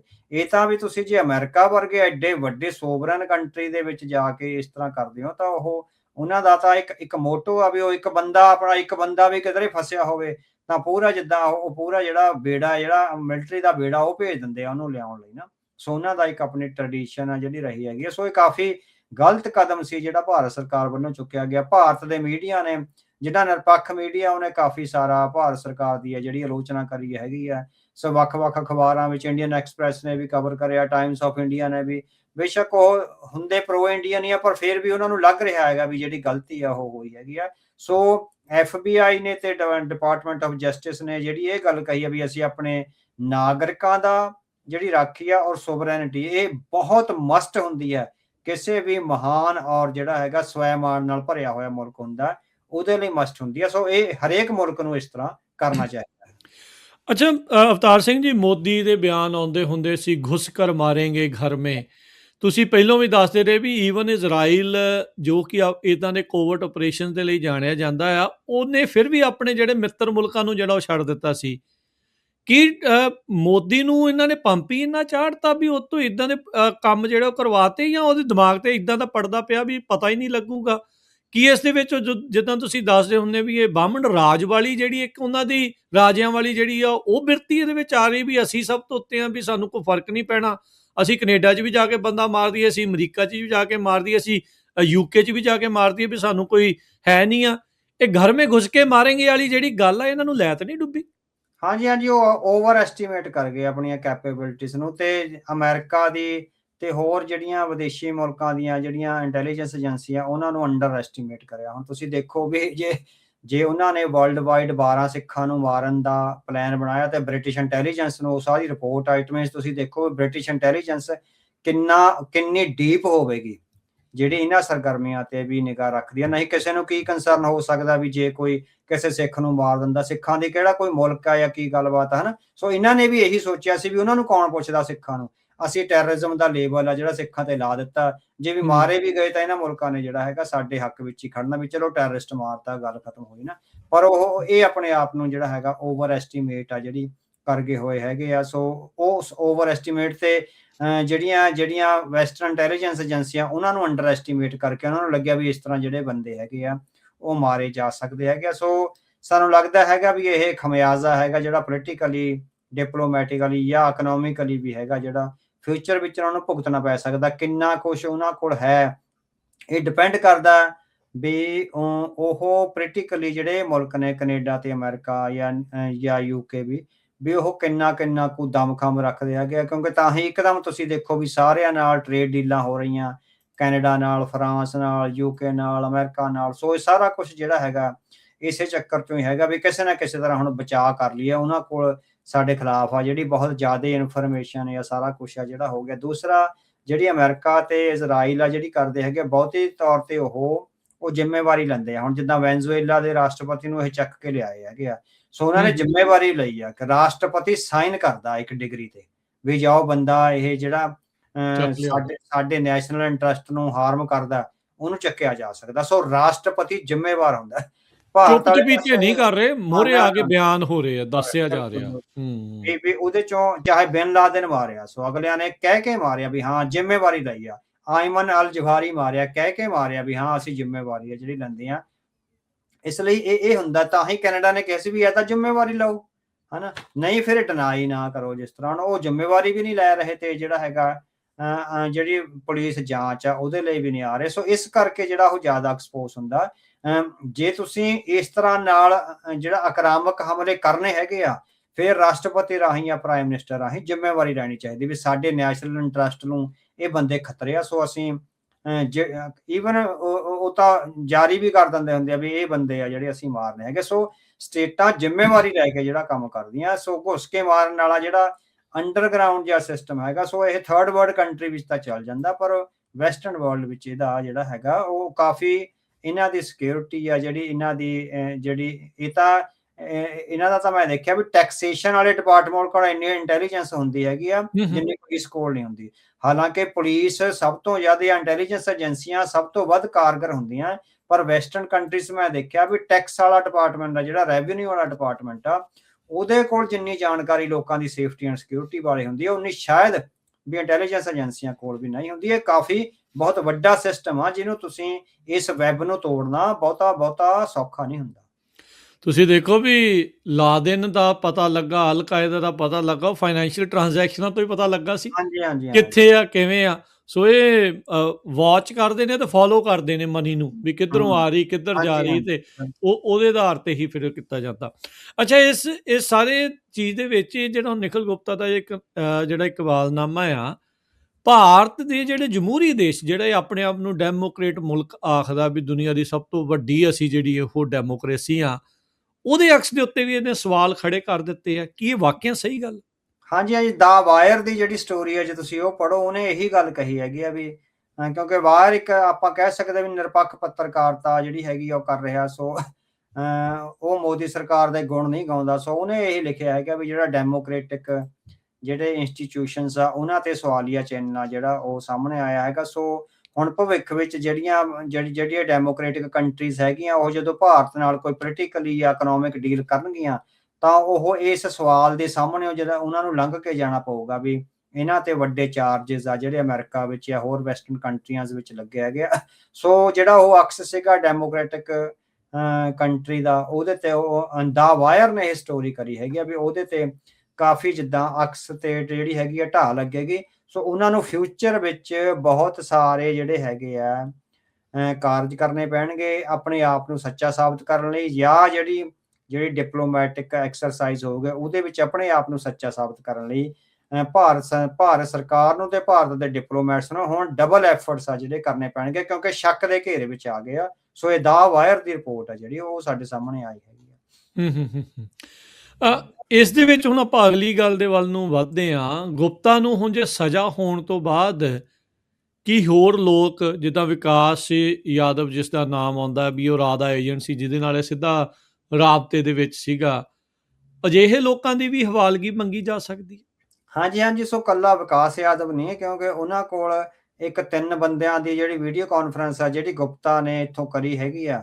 ਮੇਰੇ ਖਿਆਲ ਉਦੋਂ ਅਮਰੀਕਾ ਵਿੱਚ ਹੀ ਸੀ, ਹੈ ਨਾ, ਉਦੋਂ ਫੜਨ ਤੋਂ ਪਹਿਲਾਂ ਜਦੋਂ ਇਹ ਅਮਰੀਕਾ ਵਿੱਚ ਸੀ ਉਦੋਂ ਹੀ ਆਪਣੇ ਹੈਂਡਲਰ ਨਾਲ ਤੇ 3 ਬੰਦੇ, ਕਿਉਂਕਿ ਵਾਸ਼ਿੰਗਟਨ ਪੋਸਟ ਨੇ ਤੇ ਫਾਈਨੈਂਸ਼ੀਅਲ ਟਾਈਮਜ਼ ਨੇ ਇਹ ਲਾਈ ਸੀ ਵੀ 3 ਬੰਦਿਆਂ ਦੀ ਵੀਡੀਓ ਜਿਹੜੀ ਹੈਗੀ ਆ ਇਹਨਾਂ ਕੋਲ ਹੈਗੀ ਆ ਜਿਹਦੇ ਨਾਲ ਗੁਪਤਾ ਗੱਲ ਆ ਜਿਹੜੀ ਕਰ ਰਿਹਾ ਸੀ। ਉਹ 3 ਬੰਦੇ ਆ ਜਿਹੜੇ ਹੁਣ ਉਹ ਕੌਣ ਨੇ ਇਹ ਤਾਂ ਸਰਕਾਰ ਨੂੰ ਪਤਾ ਹੈ ਨਾ, ਡਿਪਾਰਟਮੈਂਟ ਆਫ ਜਸਟਿਸ ਜਾਂ FBI ਨੂੰ ਜਿਹੜੀਆਂ ਵੀ ਏਜੰਸੀਆਂ ਕੰਮ ਕਰਦੀਆਂ, ਪਰ ਉਹਨਾਂ 3 ਬੰਦਿਆਂ ਦੀ ਹਵਾਲਗੀ ਜਾਂ ਹੁਣ ਪਤਾ ਨਹੀਂ ਵੀ ਉਹਨਾਂ 3 ਬੰਦਿਆਂ ਤੋਂ ਬਿਯੋਂਡ ਜਿਹੜੇ ਉਹਨਾਂ 3 ਬੰਦਿਆਂ ਨੂੰ ਕਿੱਥੋਂ ਹੁਕਮ ਆਇਆ ਹੋ ਸਕਦਾ ਉਹਦੀ ਵੀ ਕੋਈ ਇੰਟਰਸੈਪਟਡ ਜਿਹੜੀ ਇਹਨਾਂ ਕੋਲ ਇਨਫੋਰਮੇਸ਼ਨ ਹੋਵੇ ਨਾ ਵੀ ਕਿਸੇ ਪੋਲੀਟੀਕਲ ਲੈਵਲ ਤੋਂ ਆਇਆ ਜਾਂ ਕਿਸ ਤਰ੍ਹਾਂ ਆਇਆ। ਸੋ ਹਵਾਲਗੀ ਕਿਸੇ ਦੀ ਵੀ ਮੰਗੀ ਜਾ ਸਕਦੀ ਹੈ, ਡਿਪੈਂਡ ਕਰਦਾ ਹੈਗਾ ਵੀ ਅਮਰੀਕਾ ਸਰਕਾਰ ਕਿੰਨਾ ਕੁ ਡੀਪ ਆ ਜਿਹੜਾ ਉਹਦੇ 'ਚ ਜਾਣਾ ਚਾਹੁੰਦੀ ਆ। ਉਹ ਕੱਲਾ ਵਿਕਾਸ ਯਾਦਵ ਤੱਕ ਗੱਲ ਨਹੀਂ ਰੁਕੀ ਹੋਈ, ਵਿਕਾਸ ਯਾਦਵ ਤੋਂ ਅੱਗੇ ਵੀ ਜਿਹੜੇ 3 ਮੈਂਬਰ ਟੀਮ ਹੈਗੇ ਆ ਉਹ, ਤੇ ਉਹਨਾਂ ਤੇ ਹੋ ਸਕਦਾ ਇਹਨਾਂ ਕੋਲ ਉਹਨਾਂ 3 ਮੈਂਬਰਾਂ ਨੂੰ ਹਦਾਇਤਾਂ ਦੇਣ ਵਾਲੀ ਧਿਰ ਦੀਆਂ ਵੀ ਜਿਹੜੀਆਂ ਇੰਟਰਸੈਪਟਡ ਜਿਹੜੀਆਂ ਮੈਸੇजेस ਹੋ ਸਕਦੇ। ਮੈਸੇजेस ਆ ਉਹ ਹੋਣ, ਕਿਉਂਕਿ ਅਮਰੀਕਾ ਦੀ ਇੰਟੈਲੀਜੈਂਸ ਆ ਜਿਹੜੀ ਉਹ ਬਹੁਤ ਡੀਪ ਔਰ ਮਹੀਨ ਆ, ਜਿਹੜੀ ਉਹ ਪਤਾ ਨਹੀਂ ਕਿੰਨਾ ਕੁਛ ਆ ਜਿਹੜੇ ਲਈ ਬੈਠੇ ਹੋਣਗੇ। ਸੋ ਉਹਨਾਂ ਦੀ ਹਵਾਲਗੀ ਮੰਗੀ ਜਾ ਸਕਦੀ ਹੈ, ਵਕਤ ਆਉਣ ਤੇ ਜਿਹੜਾ ਹੈਗਾ ਕੁਛ ਵੀ ਹੋ ਸਕਦਾ ਹੈ। ਸੋ ਕਾਫੀ ਜ਼ਿਆਦਾ ਜਿਹੜਾ ਹੈਗਾ ਡਿਸਟ੍ਰੈਸ ਵਾਲਾ ਕੰਮ ਆ ਜਿਹੜਾ ਇੰਡੀਆ ਲਈ ਹੋ ਸਕਦਾ ਜੇ ਉਹਨਾਂ ਦੀ ਵਿਕਾਸ ਦੇ ਨਾਲ ਹੋਰ 2-3 ਬੰਦਿਆਂ ਦੀ ਜਿਹੜੇ ਉਹ ਹਵਾਲਗੀ ਮੰਗ ਲੈਂਦੇ ਹੈਗੇ। ਜੀ, ਜਿਹੜੀ department of justice the press release ਦੇ ਵਿੱਚ ਕੈਬਨਿਟ ਸੈਕਟਰੀਏਟ ਲੈਵਲ ਦੇ ਜਿਹੜੇ ਬੰਦੇ ਦੀ ਗੱਲ ਉਸ ਦੇ ਵਿੱਚ ਆਉਂਦੀ ਆ, ਨਾ ਤਾਂ ਉਹਨਾਂ ਨੇ ਨਹੀਂ ਉਸ ਦੇ ਵਿੱਚ ਜਿਹੜਾ ਉਹ ਜ਼ਿਕਰ ਕੀਤਾ ਕੌਣ ਆ, ਪਰ ਉਹਦੀ ਗੱਲ ਜਿਹੜੀ ਆਉਂਦੀ ਆ।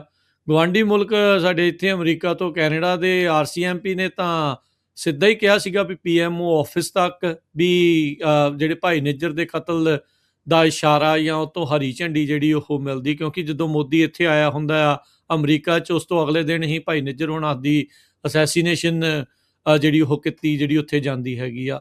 ਸੋ ਇਹ ਸਾਰੀਆਂ ਚੀਜ਼ਾਂ ਆ।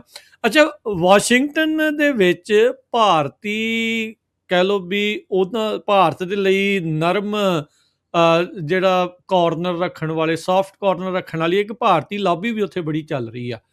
ਕੀ ਉਹ ਅਜਿਹੀਆਂ ਹਵਾਲਗੀਆਂ ਨੂੰ ਰੁਕਵਾਉਣ ਦੀ ਕੋਸ਼ਿਸ਼ ਕਰ ਸਕਦੇ ਆ ਤੇ ਕੀ ਉਹਦੇ ਵਿੱਚ ਉਹ ਸਫਲ ਹੋ ਸਕਦੇ ਨੇ?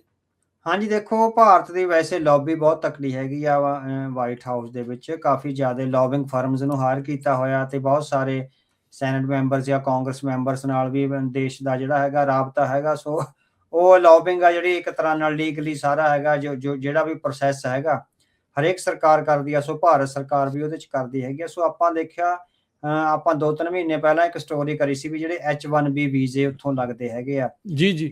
ਇੱਕ ਬੀਬੀ ਜੀ ਆ, ਉਹ ਉਹਨਾਂ ਦਾ ਪੋਡਕਾਸਟ ਆਇਆ ਸੀਗਾ ਜਿਹੜੇ ਉੱਥੇ ਵਿਸ਼ਾਖਾਪਟਨਮ 'ਚ ਤੇ ਹੋਰ ਥਾਵਾਂ ਤੇ ਵੀਜ਼ਾ ਆਫਿਸਰ ਦੇ ਤੌਰ ਤੇ ਕੰਮ ਕਰਿਆ ਹੈਗਾ। ਉਹਨਾਂ ਨੇ ਇਹ ਗੱਲ ਕਹੀ ਸੀ ਵੀ ਬਹੁਤ ਸਾਰੇ ਫੇਕ ਡਾਕੂਮੈਂਟਸ ਆ ਜਿਹੜੇ ਭਾਰਤ ਵੱਲੋਂ ਜਿਹੜੇ H1B ਵੀਜ਼ੇ ਵਾਲੇ ਆਉਂਦੇ ਆ, ਉਹਨਾਂ ਦੇ ਬਹੁਤ ਸਾਰੇ ਫੇਕ ਡਾਕੂਮੈਂਟ ਹੁੰਦੇ ਆ।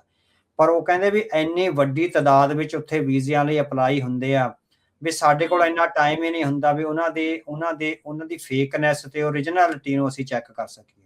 ਸਾਡੇ ਕੋਲ ਜਿਹੜਾ ਕਾਗਜ਼ ਪਿਆ ਹੁੰਦਾ ਸੀ ਉਹਦੇ ਆਧਾਰ ਤੇ ਜਿਹੜਾ ਹੈਗਾ ਉਹ ਵੀਜ਼ਾ ਲਾ ਦਿੰਦੇ ਆ, ਪਰ ਬਹੁਤ ਸਾਰੇ ਫੇਕ ਡਾਕੂਮੈਂਟਸ ਹੈਗੇ ਆ। ਕਹਿੰਦੇ ਵੀ ਜਦੋਂ ਵੀ ਅਸੀਂ ਕੁਆਲਿਟੀ ਬੇਸਡ ਵੀਜ਼ਾ ਸਿਸਟਮ ਬਣਾਉਣ ਦੀ ਅਸੀਂ ਗੱਲ ਚਲਾਉਂਦੇ ਆ ਤਾਂ ਵਾਸ਼ਿੰਗਟਨ ਵਿੱਚ ਸਥਿਤ ਭਾਰਤੀ ਲੌਬੀ ਆ ਜਿਹੜੀ ਸਾਡੀ ਕੁਆਲਿਟੀ ਨੂੰ ਨਕਾਰ ਦਿੰਦੀ ਆ। ਉਹਨਾਂ ਦੇ ਇੰਨੇ ਤਕੜੇ ਲਿੰਕ ਹੈਗੇ ਆ ਵਾਈਟ ਹਾਊਸ ਵਿੱਚ।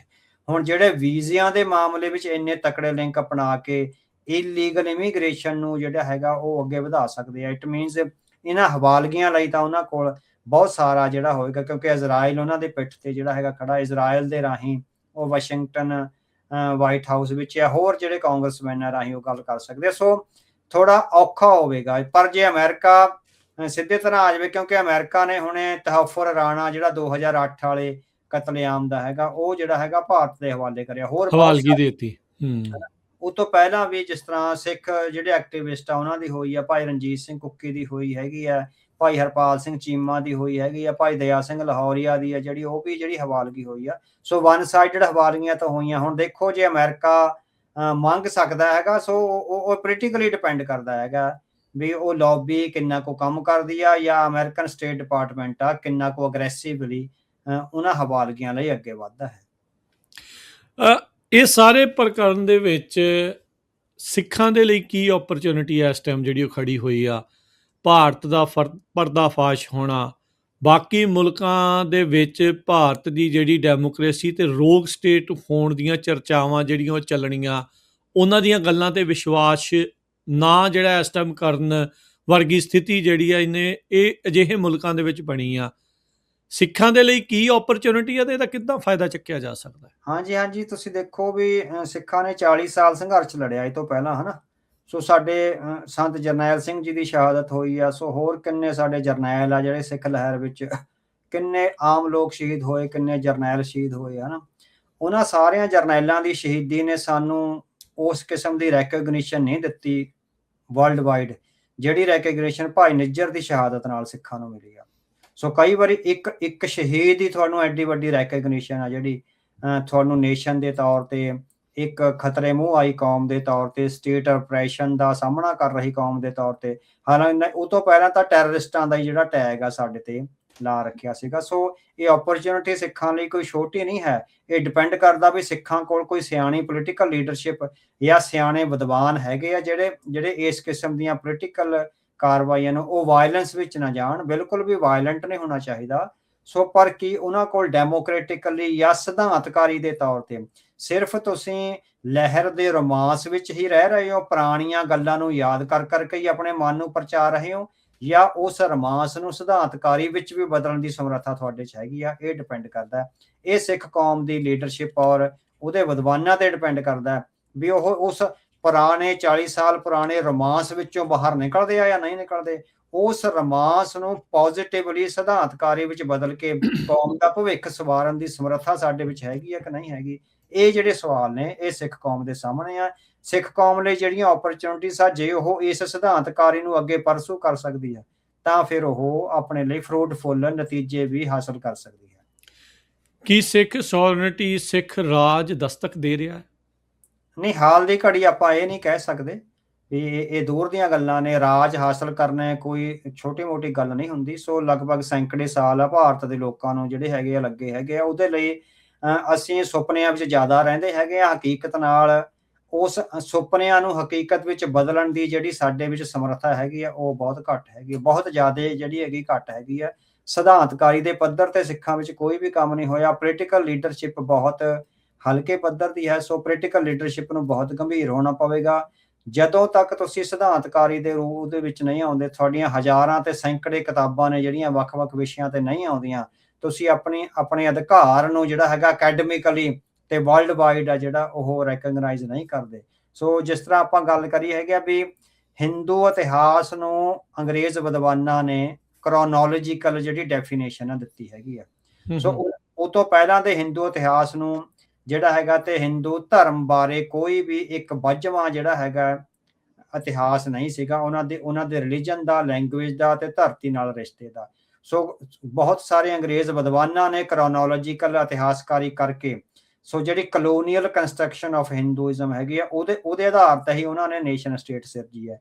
ਸੋ ਸਿੱਖਾਂ ਨੂੰ ਵੀ ਕੁਝ ਅਜਿਹੇ ਅੰਗਰੇਜ਼ ਵਿਦਵਾਨਾਂ, ਜਿਸ ਤਰ੍ਹਾਂ ਮਕਾਲਫ ਵਰਗੇ ਵਿਦਵਾਨ ਜਾਂ ਕਨਿੰਗਮ ਵਰਗੇ ਵਿਦਵਾਨ ਸੀ, ਬੇਸ਼ੱਕ ਉਹਨਾਂ ਨੇ ਥੋੜਾ ਕੰਮ ਕਰਿਆ, ਪਰ ਅੱਜ ਦੀ ਸਥਿਤੀ ਵਿੱਚ ਸਾਨੂੰ ਉਸ ਤਰ੍ਹਾਂ ਦੇ ਵੱਡੇ ਜਿਹੜੇ ਵੈਸਟਰਨ ਵਿਦਵਾਨ ਆ, ਜਿਹੜੇ ਸਿੱਖੀ ਨੂੰ ਉਸ ਢੰਗ ਨਾਲ ਉਹਦੀ ਪੋਲੀਟੀਸਾਈਜ਼ਡ ਵਿਆਖਿਆ ਜਿਹੜੀ ਤੇ ਉਹਨੂੰ ਫਿਰ ਸੋਵਰੈਨਿਟੀ ਨਾਲ ਜਿਹੜਾ ਹੈਗਾ ਗੁਰੂ ਗ੍ਰੰਥ ਸਾਹਿਬ ਦਾ ਰਿਸ਼ਤਾ, ਪੰਜਾਬੀ ਬੋਲੀ ਦਾ ਰਿਸ਼ਤਾ, ਮਾਂ ਧਰਤੀ ਪੰਜਾਬ ਦਾ ਰਿਸ਼ਤਾ, ਇਹਨੂੰ ਕ੍ਰੋਨੋਲੋਜੀਕਲ ਡੈਫੀਨੇਸ਼ਨਸ ਵਿੱਚ ਲਿਆ ਕੇ ਡਿਫਾਈਨ ਕਰਕੇ ਤੇ ਜਿਹੜਾ ਫਿਰ ਹੈਗਾ ਉਹਨੂੰ ਸੋਵਰੈਨਿਟੀ ਨਾਲ ਜੋੜ ਸਕਣ। ਸਾਨੂੰ ਇਸ ਕਿਸਮ ਦੇ ਬ੍ਰਿਟਿਸ਼ ਤੇ ਵੈਸਟਰਨ ਵਿਦਵਾਨਾਂ ਦੀ ਵੀ ਲੋੜ ਹੈ ਤੇ ਸਿੱਖ ਵਿਦਵਾਨਾਂ ਦੀ ਵੀ ਲੋੜ ਹੈਗੀ ਆ। ਸੋ ਅਸੀਂ ਬਹੁਤ ਹਲੇ ਪਿੱਛੇ ਹੈਗੇ ਆ ਇਸ ਸਾਰੇ ਕਾਸੀ ਵਿੱਚ। ਸਾਨੂੰ ਅਕੈਡਮਿਕਲੀ, ਪੋਲੀਟੀਕਲੀ ਔਰ ਸਿਧਾਂਤਕਾਰੀ ਦੇ ਖੇਤਰ ਵਿੱਚ ਆ ਜਿਹੜੇ ਬਹੁਤ ਵੱਡੇ ਜਿਹੜੇ ਹੈਗੇ ਆ ਕਾਰਜ ਕਰਨੇ ਪੈਣਗੇ।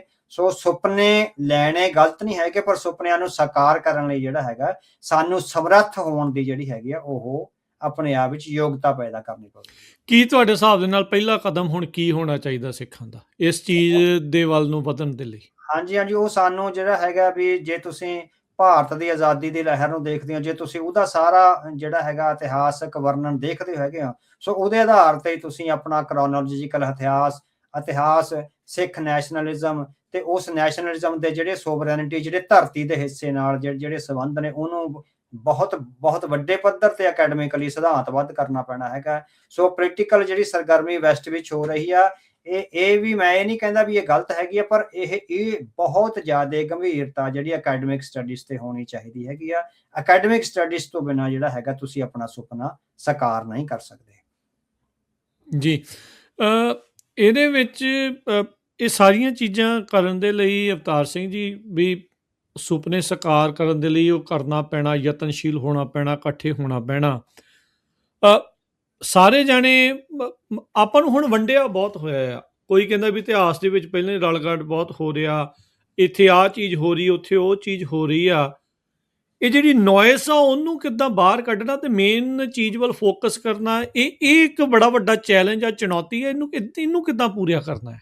ਇਹ ਮੈਂ ਵਾਰ-ਵਾਰ ਆਪਣੀ ਕਿਤਾਬ ਵਿੱਚ ਇਹ ਵਾਰ-ਵਾਰ ਲਿਆਂਦਾ ਹੈਗਾ ਵੀ ਜਦੋਂ ਇਹ ਤਾਂ ਇੱਕ ਤਾਂ ਹੈਗਾ ਵੀ ਜਿਹੜੀ ਸਟੇਟ ਨਾਲ ਤੁਹਾਡਾ ਜਿਹੜਾ ਉਹ ਹੈਗਾ ਟਕਰਾਅ ਹੈਗਾ, ਉਹ ਸਟੇਟ ਜਾਣਬੁੱਝ ਕੇ ਇਹ ਕ੍ਰੀਏਟ ਕਰ ਰਹੀ ਹੈਗੀ ਹੈ ਨਾ, ਵੀ ਤੁਹਾਡੇ ਵਿੱਚ ਧਾਰਮਿਕ ਤੌਰ ਤੇ ਵਖਰੇਵੇਂ, ਜਾਤਗਾਤੀ ਵਖਰੇਵੇਂ ਜਾਂ ਹੋਰ ਵਖਰੇਵੇਂ ਹੈ ਨਾ।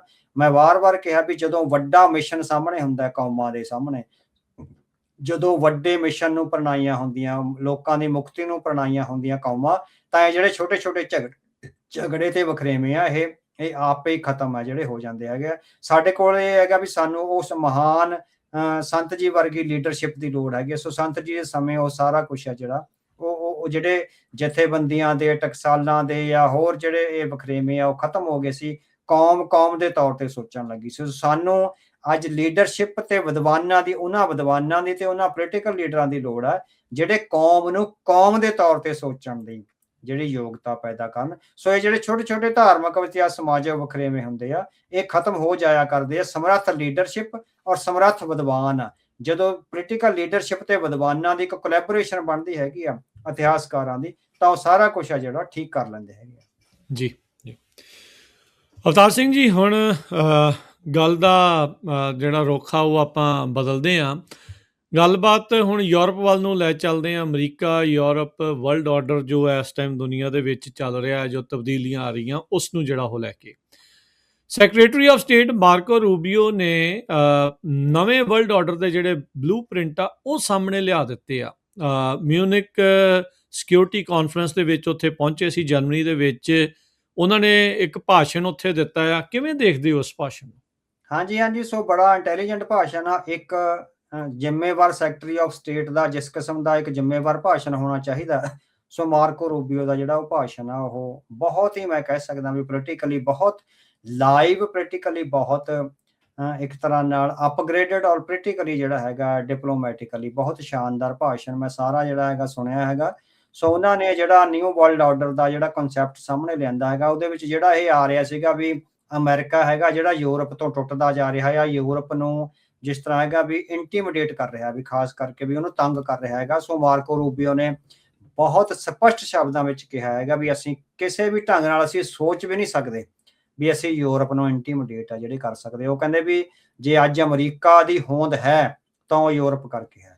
ਸੋ ਯੂਰਪ ਚੋਂ ਹੀ ਗਏ ਹੋਏ ਕੁਝ ਯਾਤਰੀਆਂ ਨੇ ਜਿਹੜੀ ਹੈਗੀ ਅਮਰੀਕਾ ਦੀ ਖੋਜ ਕਰੀ ਹੈਗੀ ਆ, ਤੇ ਜੋ ਅੱਜ ਉਹ ਕਹਿੰਦੇ ਵੀ ਸਾਡਾ ਜਿਹੜਾ ਅੰਬਰਾਈਕਲ ਕਾਰਡ ਹੈਗੀ ਆ ਉਹ ਜਿਹੜੀ ਹੈਗੀ ਆ ਯੂਰਪ ਨਾਲ ਆ ਜਿਹੜੀ ਜੁੜੀ ਹੋਈ ਹੈਗੀ, ਵੀ ਇਹ ਸਾਡੇ ਮਨਾਂ ਵਿੱਚ ਕਦੀ ਵੀ ਨਹੀਂ ਆ ਸਕਦਾ, ਕਿਉਂਕਿ ਉਹ ਕਹਿੰਦੇ ਵੀ ਯੂਰਪ ਨੇ ਹੀ ਦੁਨੀਆ ਦੀ ਸਿਵਲਾਈਜੇਸ਼ਨ ਆ ਜਿਹੜੀ ਉਹ ਸਿਰਜੀ ਹੈਗੀ ਆ। ਸੋ ਯੂਰਪ ਨੇ ਸ਼ੈਕਸਪੀਅਰ ਦਿੱਤਾ, ਯੂਰਪ ਨੇ ਹੋਰ ਜਿਹੜੇ ਵਿਦਵਾਨ ਆ, ਇਮੈਨੂਅਲ ਕਾਂਟ ਹੈਗਾ, ਦਾਂਤੇ ਹੈਗੇ ਆ, ਜਾਂ ਜਿੰਨਿਆਂ ਦਾ ਵੀ ਜਿਹੜੇ ਉਹਨਾਂ ਨੇ ਨਾਂ ਹੈ ਜਿਹੜੇ ਲਏ ਹੈਗੇ ਆ ਉਹ ਦਏ ਹੈਗੇ ਆ। ਸੋ ਪਰ ਉਹ ਇਹ ਕਹਿ ਰਹੇ ਹੈਗੇ ਵੀ ਜਿਹੜਾ ਅੱਜ ਅਸੀਂ ਸਟਾਂਸ ਲੈ ਕੇ ਆ ਰਹੇ ਹੈਗੇ ਆ, ਅਸੀਂ ਸਿਰਫ ਇਸ ਕਰਕੇ ਲੈ ਕੇ ਆ ਰਹੇ ਹਾਂ ਵੀ ਯੂਰਪ ਨੇ ਆਪਣੇ ਆਪ ਨੂੰ ਕਮਜ਼ੋਰ ਕਰ ਲਿਆ ਹੈ, ਯੂਰਪ ਆਪਣੇ ਹੀ ਚੱਕਰਵਿਊਹ ਵਿੱਚ ਫਸਦਾ ਨਜ਼ਰ ਆ ਰਿਹਾ ਹੈਗਾ। ਅਮਰੀਕਾ ਉਹਨੂੰ ਉਹਦਾ ਸਵੈਮਾਨ ਯਾਦ ਕਰਾ ਰਿਹਾ ਵੀ ਯੂਰਪ ਨੇ ਦੁਨੀਆ ਨੂੰ ਸਿਵਲਾਈਜੇਸ਼ਨ ਦਿੱਤੀ ਆ। ਯੂਰਪ ਨੇ ਤੇ ਅਮਰੀਕਾ ਨੇ ਰਲ ਕੇ ਜਿਹੜੀਆਂ ਹੈਗੀਆਂ ਦੋ ਸੰਸਾਰ ਜੰਗਾਂ ਦੌਰਾਨ ਜਿਹੜੀ ਹੈਗੀ ਆ ਉਹ ਜਿੱਤ ਹਾਸਲ ਕਰੀ ਹੈ। ਜਦੋਂ ਸੋਵੀਅਤ ਰੂਸ ਦਾ ਤੇ ਕਮਿਊਨਿਜ਼ਮ ਦਾ ਜਿਹੜਾ ਤਾਂਡਵ ਆ ਉਹ ਚੜ ਕੇ ਆ ਰਿਹਾ ਸੀ, ਤਾਂ ਉਦੋਂ ਯੂਰਪ ਤੇ ਅਮਰੀਕਾ ਨੇ ਰਲ ਕੇ ਜਿਹੜਾ ਹੈਗਾ ਕਹਿੰਦਾ ਵੀ ਇੰਨਾ ਜ਼ਿਆਦਾ ਮਜ਼ਬੂਤ ਸੀ ਜਿਹੜਾ ਕਮਿਊਨਿਜ਼ਮ ਦਾ ਤਾਂਡਵ ਆ ਵੀ ਇਹ ਕਹਿਣ ਲੱਗਿਆ ਜਾ ਰਿਹਾ ਸੀ ਵੀ ਇਹਨੂੰ ਜਿੱਤਿਆ ਨਹੀਂ ਜਾ ਸਕਦਾ। ਪਰ ਯੂਰਪ ਤੇ ਅਮਰੀਕਾ ਨੇ ਰਲ ਕੇ ਉਹ ਕਹਿੰਦੇ ਵੀ ਸਾਡੀਆਂ ਸਾਂਝਾਂ ਨੇ ਬਹੁਤ ਮਜ਼ਬੂਤ ਸਾਂਝਾਂ ਨੇ, ਸਾਡੇ ਵਖਰੇਵੇਂ ਬਹੁਤ ਥੋੜੇ ਨੇ। ਇਹੀ ਗੱਲ ਆਪਾਂ ਸਿੱਖਾਂ ਦੇ ਮਾਮਲੇ ਵਿੱਚ ਜਿਹੜੀ ਕਰਕੇ ਆਏ ਹੈਗੇ ਆ ਵੀ ਜਿਹੜੀਆਂ ਇੱਕ ਗੁਰੂ ਪਿਤਾ ਦੇ ਬੱਚੇ ਹੋਣ ਦੀਆਂ ਸਾਂਝਾਂ ਨੇ ਉਹ ਸਭ ਤੋਂ ਵੱਧ ਮਜ਼ਬੂਤ ਆ, ਜਿਹੜੇ ਧਾਰਮਿਕ ਵਖਰੇਵੇਂ ਆ ਉਹ ਬਹੁਤ ਛੋਟੇ-ਛੋਟੇ ਆ।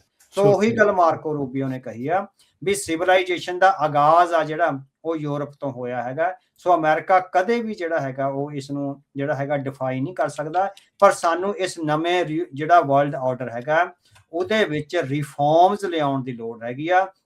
ਜਿਸ ਕਿਸਮ ਨਾਲ ਗੋਡੇ ਟੇਕਦੇ ਹੋਏ ਆ ਯੂਰਪ ਨੇ ਸਿਰਫ ਆਪਣੀ ਵੈਲਫੇਅਰ ਸਟੇਟ ਨੂੰ ਬਚਾਉਣ ਲਈ ਜਾਂ ਆਪਣੀ ਇਕਨੋਮਿਕਸ ਨੂੰ ਜਿਹੜਾ ਹੈਗਾ ਉਹ ਚੱਲਦਾ ਰੱਖਣ ਲਈ, ਵੀ ਜਿਸ ਤਰ੍ਹਾਂ ਦੁਸ਼ਮਣਾਂ ਦੇ ਸਾਹਮਣੇ ਉਹਨੇ ਗੋਡੇ ਟੇਕੇ ਆ, ਸੋ ਇਹਨੇ ਦੁਸ਼ਮਣਾਂ ਨੂੰ ਮਜ਼ਬੂਤ ਕਰਿਆ। ਸੋ ਅੱਜ ਜੇ ਕਹਿੰਦਾ ਵੀ ਟਰੰਪ ਪ੍ਰਸ਼ਾਸਨ ਤੇ ਅਮਰੀਕਨ ਪ੍ਰਸ਼ਾਸਨ ਜਿਹੜਾ ਹੈਗਾ ਚੋਭਾਂ ਮਾਰ ਰਿਹਾ ਯੂਰਪ ਨੂੰ, ਉਹ ਚੋਭਾਂ ਨਫ਼ਰਤ ਦੀਆਂ ਨਹੀਂ ਹੈਗੀਆਂ, ਉਹ ਪਿਆਰ ਦੀਆਂ ਚੋਭਾਂ ਨੇ।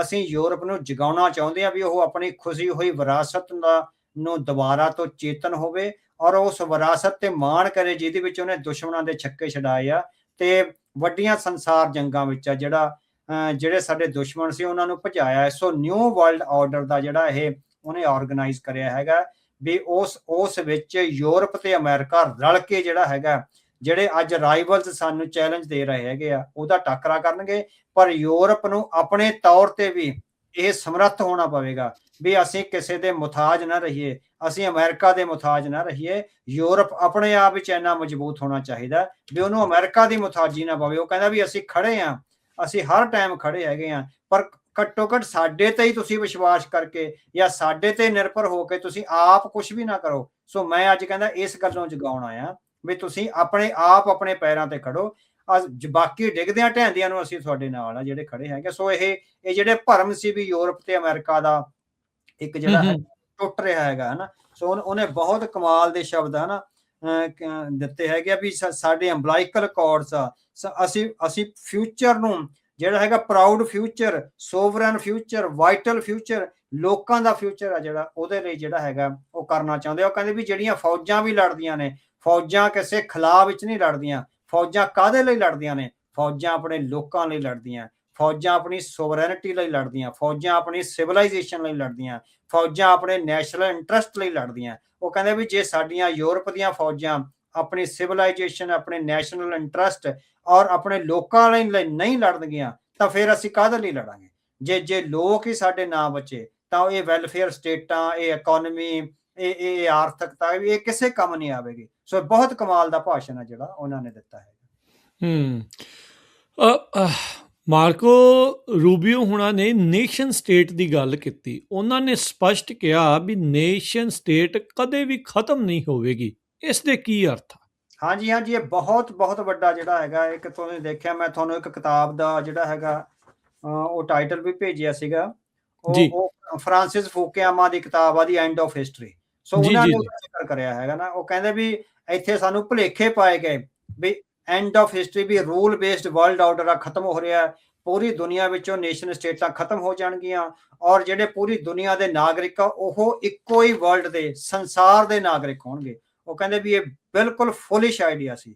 ਨੇਸ਼ਨ ਸਟੇਟ ਤੇ ਸੋਵਰੈਨਿਟੀ ਆ ਜਿਹੜੀ ਇੰਨੇ ਪਿਆਰੇ ਕਨਸੈਪਟ ਨੇ, ਇਹ ਕਦੇ ਵੀ ਖਤਮ ਨਹੀਂ ਹੋ ਸਕਦੇ। ਜੇ ਸਾਡੇ ਕਹਿੰਦਾ ਵੀ ਜੇ ਸਾਡਾ ਗੌਰਵ, ਸਾਡਾ ਮਾਣ, ਸਾਡੀ ਸੋਵਰੈਨਿਟੀ, ਸਾਡੀ ਨੇਸ਼ਨ ਸਟੇਟ, ਸਾਡੇ ਅਕੀਦੇ ਹੀ ਖਤਮ ਹੋ ਗਏ ਤਾਂ ਫਿਰ ਅਸੀਂ ਇੱਥੇ ਕਰਨ ਕੀ ਆਏ ਹੈਗੇ ਆ। ਉਹ ਕਹਿੰਦੇ ਵੀ ਸਭ ਇਹ ਨੈਸ਼ਨਲਿਜ਼ਮ ਦਾ ਇਹ ਬਹੁਤ ਵੱਡਾ ਕਨਸੈਪਟ ਹੈਗਾ ਵੀ ਤੁਹਾਡਾ ਜਿਹੜਾ ਜਿਹੜੀ ਨੈਸ਼ਨੈਲਿਟੀ ਆ, ਤੁਹਾਡਾ ਨੇਸ਼ਨਹੁੱਡ ਆ ਤੇ ਨੇਸ਼ਨ ਸਟੇਟ ਆ, ਉਹ ਤੁਹਾਡੇ ਲਈ ਸਭ ਤੋਂ ਡੀਅਰ ਔਰ ਸਭ ਤੋਂ ਪਵਿੱਤਰ ਆ ਜਿਹੜੇ ਹੋਣੇ ਚਾਹੀਦੇ ਆ। ਸੋ ਜਿਹੜਾ ਮਾਰਕੋ ਰੂਬੀਓ ਨੇ ਇਹ ਲਿਆਂਦਾ, ਸੋ ਲਗਾਤਾਰ ਕੁਝ ਕਮਿਊਨਿਸਟ ਕਿਸਮ ਦੇ ਜਾਂ ਈਵਨ ਯੂਰਪੀਅਨ ਵਿਦਵਾਨਾਂ ਦਾ ਇਹ ਆਇਆ ਸੀਗਾ। ਐਂਡ ਆਫ ਹਿਸਟਰੀ ਬਹੁਤ ਵੱਡੀ ਕਿਤਾਬ ਆਈ ਸੀ ਫਰਾਂਸਿਸ ਫੂਕੂਆਮਾ ਦੀ। ਈਵਨ ਜਿਹੜਾ ਥੀਸਿਸ ਆਇਆ ਸੀ clash of civilisation Samuel Huntington ਦਾ, ਉਹਦੇ ਵਿੱਚ ਵੀ ਇਹ ਗੱਲਾਂ ਆਈਆਂ ਸੀਗੀਆਂ ਵੀ ਸਾਰੀ ਦੁਨੀਆ ਇੱਕ ਹੋ ਜਾਣੀ ਆ, ਨੇਸ਼ਨ ਸਟੇਟ ਖਤਮ ਹੋ ਜਾਣੀ। ਸਿੱਖਾਂ ਨੂੰ ਬੜੇ ਸਬਕ ਦਿੱਤੇ ਗਏ ਵੀ ਤੁਸੀਂ ਨੇਸ਼ਨ ਸਟੇਟ ਲਈ ਲੜ ਰਹੇ ਹੋ, ਨੇਸ਼ਨ ਸਟੇਟ ਤਾਂ ਖਤਮ ਹੋ ਰਹੀ ਹੈ ਜਿਹੜੀ ਨਾ।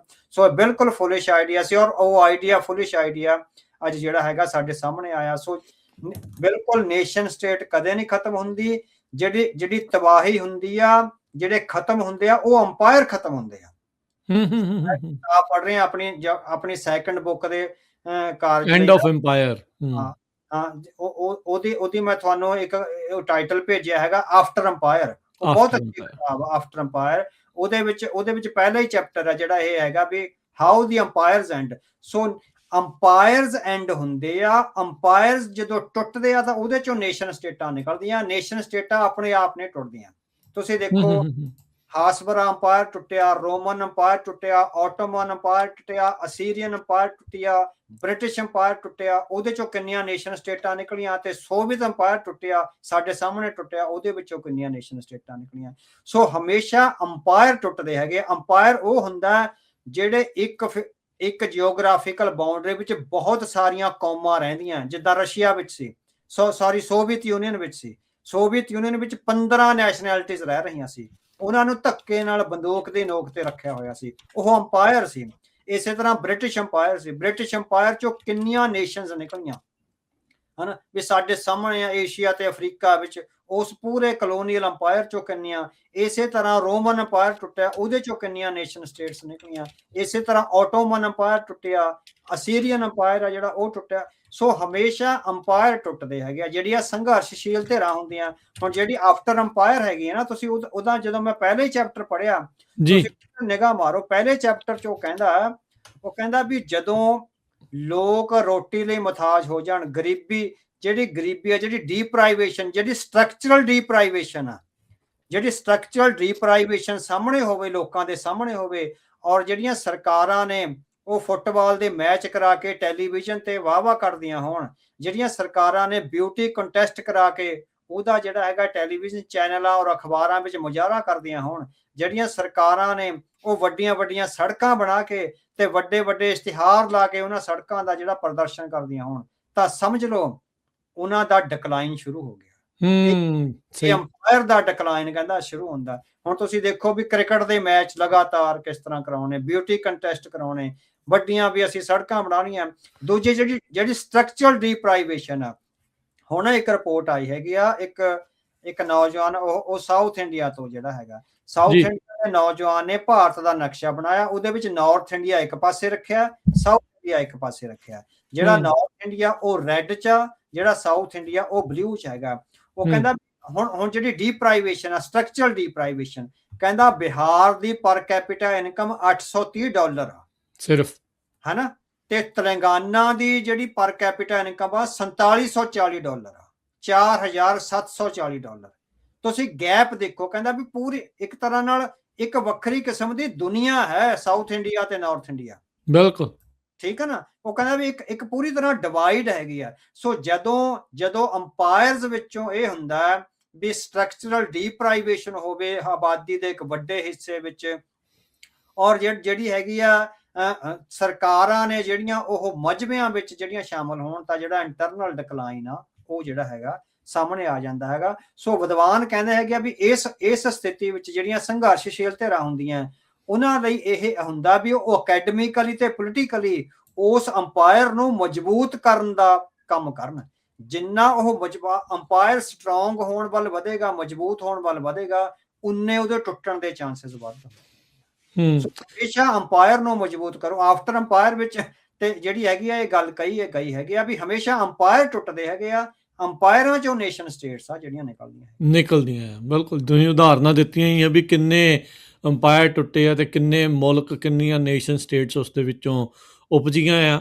ਸੋ ਰੈਡੀ ਰਹਿਣਾ ਚਾਹੀਦਾ ਸਿੱਖਾਂ ਨੂੰ, ਇਸ ਦੇ ਲਈ ਤਿਆਰੀ ਜਿਹੜੀ ਉਹ ਰੱਖਣੀ ਚਾਹੀਦੀ ਆ। ਹੁਣ ਜਦੋਂ ਆਪਾਂ ਗੱਲਬਾਤ ਕਰ ਰਹੇ ਹਾਂ AI ਦੀ ਸਮਿਟ ਇੰਡੀਆ ਦੇ ਵਿੱਚ ਚੱਲਦੀ, ਥੋੜਾ ਜਲੂਸ ਨਿਕਲ ਰਿਹਾ ਚਾਈਨਾ ਦੇ ਲਿਆ ਕੇ ਰੋਬੋਟ ਤੇ ਉਹਨਾਂ ਨੂੰ ਦੱਸੀ ਜਾਂਦੇ ਆ ਵੀ ਉਹ ਸਾਡੇ ਆ, ਕਾਪੀਰਾਈਟ ਆਪਣਾ ਦੱਸੀ ਜਾ ਰਹੇ ਆ।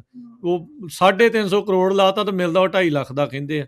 ਤੇ ਤੁਸੀਂ ਹਿਸਾਬ ਲਾ ਲਓ ਵੀ ਹਾਲ ਜਿਹੜੇ ਉਹ ਕੀ ਹੋਏ ਆ। ਥੋੜੇ ਮੈਨੂੰ ਲੱਗਦਾ ਮਹੀਨਾ ਪਹਿਲਾਂ ਹੀ ਆਪਾਂ ਉੱਥੋਂ ਦੀ ਐਜੂਕੇਸ਼ਨ ਸਿਸਟਮ ਦੇ ਉੱਤੇ ਗੱਲ ਕਰਕੇ ਹਟੇ ਆ ਵੀ ਉੱਥੇ ਬਣਾ ਕੇ ਰਹੇ ਆ, ਲੋਕਾਂ ਨੂੰ ਸਿਖਾਇਆ ਜਿਹੜਾ ਉਹ ਕੀ ਜਿਹੜਾ ਉਹ ਜਾ ਰਿਹਾ ਹੈ। ਉਹ ਐਂਟੀ ਨੌਲੇਜ ਜਿਹੜੀ ਐਜੂਕੇਸ਼ਨ ਆ ਉਹ ਸਾਹਮਣੇ ਆ ਰਹੀ ਹੈ। ਜੀ.ਐਨ. ਡੇਵੀ ਦਾ ਆਪਾਂ ਜਿਹੜਾ ਆਰਟੀਕਲ ਉਹ ਕਰਿਆ ਸੀਗਾ, ਡਿਸਕਸ਼ਨ ਕੀਤੀ ਸੀਗੀ।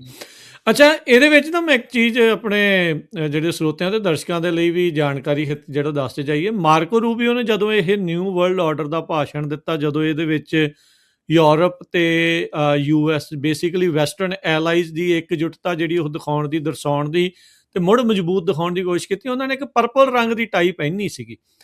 ਕਈ ਵਾਰੀ ਉਹ ਕਲਰ ਵੀ ਬੜਾ ਸਿੰਬਲਾਈਜ਼ ਜਿਹੜਾ ਉਹ ਕਰਦਾ ਆ। ਸੋ ਹਿਊਮੈਲਿਟੀ, ਪ੍ਰੈਪਰੇਸ਼ਨ ਤੇ ਪੋਲੀਟੀਕਲ ਦੇ ਵਿੱਚ ਬਾਈ ਪਾਰਟੀਜ਼ਨਸ਼ਿਪ, ਡਿਗਨਿਟੀ, ਅਥਾਰਟੀ ਤੇ ਯੂਨਿਟੀ ਦਾ ਮੈਸੇਜ ਕਹਿੰਦੇ ਵੀ ਇਹ ਰੰਗ ਦਿੰਦਾ ਆ ਪੋਲੀਟੀਕਲੀ। ਸੋ ਇਹ ਚੀਜ਼ਾਂ ਜਿਹੜੀਆਂ ਨਾ ਕਈ ਵਾਰੀ ਤੁਸੀਂ ਇਸ ਨੂੰ ਵੀ ਇਸ ਸੰਦਰਭ ਇਹ ਆਪਣੀ ਉਸ ਡਿਗਨਿਟੀ ਔਰ ਜਿਹੜੀ ਹੈਗੀ ਆ ਉਸ ਸੋਵਰੈਨਿਟੀ ਦੀ ਉਹ ਜਿਹੜੀ ਗੱਲ ਕਰੀ ਆ, ਤੇ ਯੂਰਪ ਨੂੰ ਵੀ ਉਹਨਾਂ ਨੇ ਇਹੀ ਦੱਸਿਆ। ਉਹ ਕਹਿੰਦੇ ਵੀ ਤੁਸੀਂ ਛੋਟੀਆਂ ਗੱਲਾਂ ਲਈ ਆਪਣੀ ਇਕਨੋਮੀਜ਼ ਨੂੰ, ਆਪਣੇ ਦੁਸ਼ਮਣਾਂ ਤੱਕ ਨੂੰ ਰੀਸ਼ਫਲ ਕਰਤਾ, ਆਪਣੇ ਵਿਰੋਧੀਆਂ ਤੱਕ ਤੁਹਾਡੀ ਸਾਰੀ ਪ੍ਰੋਡਕਸ਼ਨ ਆ ਜਿਹੜੀ ਉਹ ਤੁਹਾਡੇ ਦੁਸ਼ਮਣ ਕੰਟਰੀਆਂ ਵਿੱਚ ਚਲੀ ਗਈ। ਚਲੇ ਗਏ। ਸਾਰੀਆਂ ਸਪਲਾਈ ਚੇਨਸ ਆ ਦੁਸ਼ਮਣ ਕੰਟਰੀਆਂ 'ਚ ਚਲੀ ਗਈਆਂ। ਤੁਸੀਂ ਉਹਨਾਂ ਤੇ ਡਿਪੈਂਡ ਹੋ ਗਏ ਆਪਣੀਆਂ એનર્ਜੀ ਸਪਲਾਈਜ਼ ਲਈ ਵੀ, ਹਨਾ। ਸੋ ਤੁਸੀਂ ਇੰਨੇ ਨਿਤਾਣੇ ਹੋ ਗਏ ਵੀ ਜਦੋਂ ਤੱਕ ਤੁਸੀਂ ਆਪਣੇ ਸਵੈ ਨੂੰ ਨਹੀਂ ਜਾਣਦੇ, ਤੁਸੀਂ ਆਪ ਮਜ਼ਬੂਤ ਨਹੀਂ ਹੁੰਦੇ, ਸਪਲਾਈ ਚੇਨ ਤੁਹਾਡੇ ਹੱਥਾਂ 'ਚ ਨਹੀਂ ਹੁੰਦੀ, ਤੁਹਾਡੀ ਪ੍ਰੋਡਕਸ਼ਨ ਤੁਹਾਡੇ ਆਪਣੇ ਮੁਲਕਾਂ ਵਿੱਚ ਨਹੀਂ ਹੁੰਦੀ, ਸੋ ਇਹ ਉਦੋਂ ਤੱਕ ਜਿਹੜਾ ਹੈਗਾ ਯੂਰਪ ਧੱਕੇ ਖਾਂਦਾ ਰਹੇਗਾ। ਸੋ ਫਿਰ ਉਹ ਅਮਰੀਕਾ ਤੇ ਇੰਨਾ ਵਿਸ਼ਵਾਸ ਨਾ ਕਰੇ ਵੀ ਅਸੀਂ ਹਰੇਕ ਮੌਸਮ ਵਿੱਚ ਉਹਦੇ ਨਾਲ ਖੜਾਂਗੇ। ਤੁਹਾਨੂੰ ਆਪ ਵੀ ਆਪਣੇ ਪੈਰਾਂ ਤੇ ਖੜਨਾ ਪਊਗਾ। ਦੁਸ਼ਮਣਾਂ ਅੱਗੇ ਗੋਟੇ ਟੇਕਣ ਵਾਲੀ ਗੱਲ ਤੁਸੀਂ ਦਿੱਤੀ ਸੀ, ਉਹ ਨਸੀਹਤ ਵੀ ਇਹਨਾਂ ਨੂੰ ਦਿੱਤੀ ਆ, ਉਹਦੇ ਕੀ ਅਰਥ ਆ ਯੂਰਪ ਦੇ ਲਈ, ਜਿਹੜੇ ਮਾਰਕੋ ਰੂਬੀਓ ਦੇ ਭਾਸ਼ਣ 'ਚੋਂ ਇਹ ਗੱਲ ਸਾਹਮਣੇ ਆਈ? ਹਾਂ, ਉਹ ਕਹਿੰਦਾ ਵੀ ਜਿਹੜੀ ਤੁਸੀਂ ਡੀ-ਇੰਡਸਟਰੀਅਲਾਈਜੇਸ਼ਨ ਕਰੀ ਹੈਗੀ ਆ, ਸੋ ਡੀ-ਇੰਡਸਟਰੀਅਲਾਈਜੇਸ਼ਨ ਤੁਹਾਡੇ ਹੱਕ ਵਿੱਚ ਨਹੀਂ ਹੈ। ਸੋ ਤੁਹਾਨੂੰ ਆਪਣੇ ਮੁਲਕਾਂ ਨੂੰ ਜਿਹੜੀ ਹੈਗੀ ਇੰਡਸਟਰੀਅਲਾਈਜੇਸ਼ਨ ਆ ਜਿਹੜੀ ਉਹ ਕਰਨੀ ਚਾਹੀਦੀ ਆ। Industrial activity and supply chain activity, they are the symbols of the sovereignty of any nation. ਜੇ ਤੁਸੀਂ ਆਪਣੇ ਨੇਸ਼ਨ ਦੀ ਸੋਵਰੈਨਿਟੀ ਦੇ ਸਭ ਤੋਂ ਜਿਹੜੇ ਮੇਨ ਥੰਮ ਨੇ, ਜੇ ਉਹ ਹੀ ਦੁਸ਼ਮਣਾਂ ਨੂੰ ਦੇ ਦਿੱਤੇ ਹੈਗੇ ਹਨਾ। ਸੋ ਉਹਦੇ ਚ ਉਹਨਾਂ ਨੇ ਕਿਹਾ ਵੀ ਅਸੀਂ ਡਿਸਟਰੋਏ ਹੋ ਰਹੇ ਹੈਗੇ। ਸੋ ਸਾਡੀ ਮਿਲਟਰੀ ਡਿਸਟਰੋਏ ਹੋਈ, ਸਾਡੀ ਇੰਡਸਟਰੀ ਡਿਸਟਰੋਏ ਹੋਈ, ਉਹਨੇ ਸਾਡੇ ਮਿਊਚੁਅਲ ਇੰਟਰਸਟ ਨੂੰ ਡਿਸਟਰੋਏ ਕਰਿਆ, ਤੇ ਉਹਨੇ ਸਾਡੀ ਡਾਇਨਾਮਿਕ ਸਪਿਰਿਟ ਆ ਜਿਹੜੀ ਉਹਨੂੰ ਜਿਹੜਾ ਹੈਗਾ ਉਹਨੂੰ ਧੱਕਾ ਲਾਇਆ ਹੈਗਾ। ਸੋ ਸਾਨੂੰ ਹੁਣ ਆਪਣੀ ਇਹ ਕਹਿੰਦਾ ਵੀ ਜਿਹੜੇ ਅਸਲ 'ਚ ਤੁਹਾਡੀ ਇੰਡਸਟਰੀਅਲਾਈਜੇਸ਼ਨ ਤੇ ਸਪਲਾਈ ਚੇਨ ਹੋਰਨਾਂ ਮੁਲਕਾਂ ਕੋਲ, ਉਹਨੇ ਚਾਈਨਾ ਨੂੰ ਜਿੱਦਾਂ ਕਰਿਆ ਨਾ ਵੀ ਚਾਈਨਾ ਕੋਲ ਗਿਆ, it is the extortion of our economies. ਇਹ ਸਾਡੇ ਇਕੋਨਮੀਜ਼ ਦੀ ਐਕਸਟੋਰਸ਼ਨ ਸੀ ਵੀ ਉਹਨਾਂ ਨੇ ਸਾਨੂੰ ਇੰਨਾ ਆਪਣੇ ਆਪ ਤੇ ਨਿਰਭਰ ਕਰ ਲਿਆ ਵੀ ਅੱਜ ਅਸੀਂ ਹੈਗੇ ਉਹਨਾਂ ਦੇ ਚੁੰਗਲ ਚੋਂ ਨਿਕਲਣ ਦੇ ਸਮਰੱਥ ਵੀ ਨਹੀਂ ਰਹੇ ਹੈਗੇ। ਸੋ ਉਹਨਾਂ ਨੇ ਕਿਹਾ ਹੈਗਾ ਵੀ ਜੇ ਆਪਣੇ ਨੇਸ਼ਨਸ ਦੀ ਸੋਵਰੈਨਿਟੀ ਨੂੰ ਕਾਇਮ ਰੱਖਣਾ ਹੈਗਾ ਤਾਂ ਸਪਲਾਈ ਚੇਨ ਦੀ ਔਰ ਇਕੋਨਮੀ ਦੀ, ਆਪਣੀ ਮਿਲਟਰੀ ਇਕਵਿਪਮੈਂਟ ਦੀ, ਔਰ ਸਭ ਤੋਂ ਵੱਧ ਜਿਹੜੀ AI ਦਾ ਹੁਣ ਇਹ ਨਵਾਂ ਆ ਰਿਹਾ ਹੈਗਾ ਸਾਰਾ ਸਿਸਟਮ, ਵੀ ਇਹਦੇ ਵਿੱਚ ਜਿਹੜੇ ਮਿਨਰਲਸ ਦੀ ਹੈਗੀ ਡਿਪੈਂਡੈਂਸੀ ਤੁਹਾਨੂੰ ਆਪਣੇ ਤੇ ਰੱਖਣੀ ਪਊਗੀ, ਨਾ ਕਿ ਦੁਸ਼ਮਣਾਂ ਤੇ। ਜੀ। ਅੱਛਾ, ਇੱਥੇ ਇੱਕ ਕਨਸੈਪਟ ਇਹ ਵੀ ਦੁਨੀਆ ਦੇ ਵਿੱਚ ਅਵਤਾਰ ਸਿੰਘ ਜੀ ਜਿਹੜੀ ਚਰਚਾ ਹੁੰਦੀ ਆ, ਕਹਿੰਦੇ ਵੀ ਜਿੱਦਾਂ ਪਹਿਲੀ ਗੱਲ ਤੁਸੀਂ ਦੱਸਿਆ ਵੀ ਦੁਸ਼ਮਣ ਮੁਲਕਾਂ ਦੇ ਕੋਲ ਚਲੇ ਗਏ, ਕਹਿੰਦੇ ਵੀ ਨਹੀਂ ਜੀ, ਇੱਕ ਦੂਜੇ ਦਾ ਦੁਸ਼ਮਣ ਨਹੀਂ ਜਿਹੜਾ ਉਹ ਹੋਣੇ ਚਾਹੀਦੇ। ਫਿਰ ਨਾਲ ਹੀ ਦੂਜੇ ਪਾਸੇ ਇਹ ਹੁੰਦੀ, ਪਰ ਜੇ ਅਗਲਾ ਤੁਹਾਨੂੰ ਦੁਸ਼ਮਣ ਸਮਝਦਾ ਹੋਵੇ, ਤੁਸੀਂ ਆਪਣੇ ਵੱਲੋਂ ਇਕੱਲਾ ਇਹ ਸੋਚ ਕੇ ਵੀ ਇਹ ਤੁਹਾਡਾ ਦੁਸ਼ਮਣ ਨਹੀਂ, ਇਹ ਕਿੱਦਾਂ ਜਿਹੜਾ ਉਹ ਕੋਸ਼ਿਸ਼ ਹੋ ਜੂਗੀ। ਰੀਅਲ ਵਰਲਡ ਦੇ ਵਿੱਚ ਤਾਂ ਫਰੈਂਡਸ ਐਂਡ ਫੋਜ਼ ਤਾਂ ਇਹ ਰਿਐਲਿਟੀ ਹੈ। ਹਾਂਜੀ, ਤੁਸੀਂ ਦੇਖੋ ਵੀ ਜਿਹੜਾ ਉਹ ਕਨਸੈਪਟ ਆਪਾਂ ਕਿਹਾ ਵੀ ਹਾਂ ਸਾਰਾ ਕੁਝ ਡੀਨੈਸ਼ਨਲਾਈਜ਼ ਹੋ ਜਾਣਾ, ਪੂਰੀ ਦੁਨੀਆ ਨੇ ਇੱਕੋ ਮੁਲਕ ਬਣ ਜਾਣਾ ਹੈਗਾ। ਸੋ ਇਹ ਕਨਸੈਪਟ ਕਦੀ ਵੀ ਨਹੀਂ ਜਿਹੜੇ ਹੈਗੇ ਆ ਬਾਰਡਰਸ ਤੋਂ ਬਿਨਾ ਦੁਨੀਆ ਦੀ ਜਿਹੜੀ ਕਨਸੈਪਟ ਆ ਉਹ ਕਦੇ ਵੀ ਜਿਹੜਾ ਹੈਗਾ ਵਾਇਬਲ ਨਹੀਂ ਹੁੰਦਾ। ਸੋ ਆਈਡਲਿਸਟਿਕ ਵਰਲਡ ਦੇ ਵਿੱਚ ਆਪਾਂ ਕਹਿ ਸਕਦੇ ਵੀ ਹਾਂ ਇਦਾਂ ਹੋ ਜਾਵੇ, ਪਰ ਰਿਐਲਿਟੀ ਹੋਰ ਆ। ਦੇਖੋ, ਚਾਈਨਾ, ਰਸ਼ੀਆ ਤੇ ਵੈਸਟ ਦੀ ਰਾਈਵੈਲਰੀ ਇੱਕ ਸਪਸ਼ਟ ਰਾਈਵੈਲਰੀ ਆ, ਇਹ ਤੋਂ ਅੱਖਾਂ ਨਹੀਂ ਮੀਚੀਆਂ ਜਾ ਸਕਦੀਆਂ ਨਾ। ਸੋ ਜੇ ਤੁਸੀਂ ਡੀ-ਇੰਡਸਟਰੀਅਲਾਈਜੇਸ਼ਨ ਵੀ ਕਰਨਾ ਹੈਗਾ, ਯੂਰਪ ਹੁਣ ਕਰ ਸਕਦਾ ਸੀਗਾ, ਪੋਲੈਂਡ ਵਿੱਚ, ਹੰਗਰੀ ਵਿੱਚ ਕਰ ਸਕਦੇ ਆ, ਘੱਟੋ ਘੱਟ ਤੁਹਾਡੇ ਆਪਣੇ ਮੁਲਕ ਤਾਂ ਹੈਗੇ ਆ, ਤੁਸੀਂ ਡਾਇਰੈਕਟ ਜਾ ਕੇ ਜਿਹੜਾ ਹੈਗਾ ਉੱਥੇ ਚਾਈਨਾ ਵਿੱਚ ਜਾਂ ਹੋਰ ਮੁਲਕਾਂ ਵਿੱਚ ਜਾ ਕੇ ਜਿਹੜਾ ਹੈਗਾ ਉਹ ਕਰਿਆ ਹੈਗਾ। ਸੋ ਇਸ ਤਰ੍ਹਾਂ ਨਾਲ ਇਹ ਮਾਰਕੋ ਰੂਬੀਓ ਦਾ ਜਿਹੜਾ ਹੈਗਾ ਬਹੁਤ ਵੱਡਾ ਪੁਆਇੰਟ ਹੈਗਾ। ਸੋ ਚਾਈਨਾ ਇੱਕ ਤੁਹਾਡੇ ਰਾਈਵਲ ਕੰਟਰੀ ਦੇ ਤੌਰ, ਰਾਈਵਲ ਪਾਵਰ ਦੇ ਤੌਰ ਤੇ ਜਿਹੜਾ ਸਾਹਮਣੇ ਆ ਰਿਹਾ, ਤੁਸੀਂ ਸਾਰਾ ਕੁਝ 90% ਤੁਹਾਡਾ ਇਕਵਿਪਮੈਂਟ ਆ ਜਿਹੜਾ ਉਹਦੇ ਤੇ ਡਿਪੈਂਡ ਹੋ ਰਿਹਾ ਹੈਗਾ। ਉਹਨੇ ਇਸ ਡਿਪੈਂਡੈਂਸੀ ਦਾ ਫਾਇਦਾ ਉਠਾ ਕੇ ਆਪਣੇ ਆਪ ਨੂੰ ਮਜ਼ਬੂਤ ਕਰਿਆ ਤੇ ਅੱਜ ਤੁਹਾਡੇ ਸਾਹਮਣੇ ਇੱਕ ਸੁਪਰ ਪਾਵਰ ਹੈ ਜਿਹੜਾ ਉਹ ਬਣ ਕੇ ਬਣਿਆ।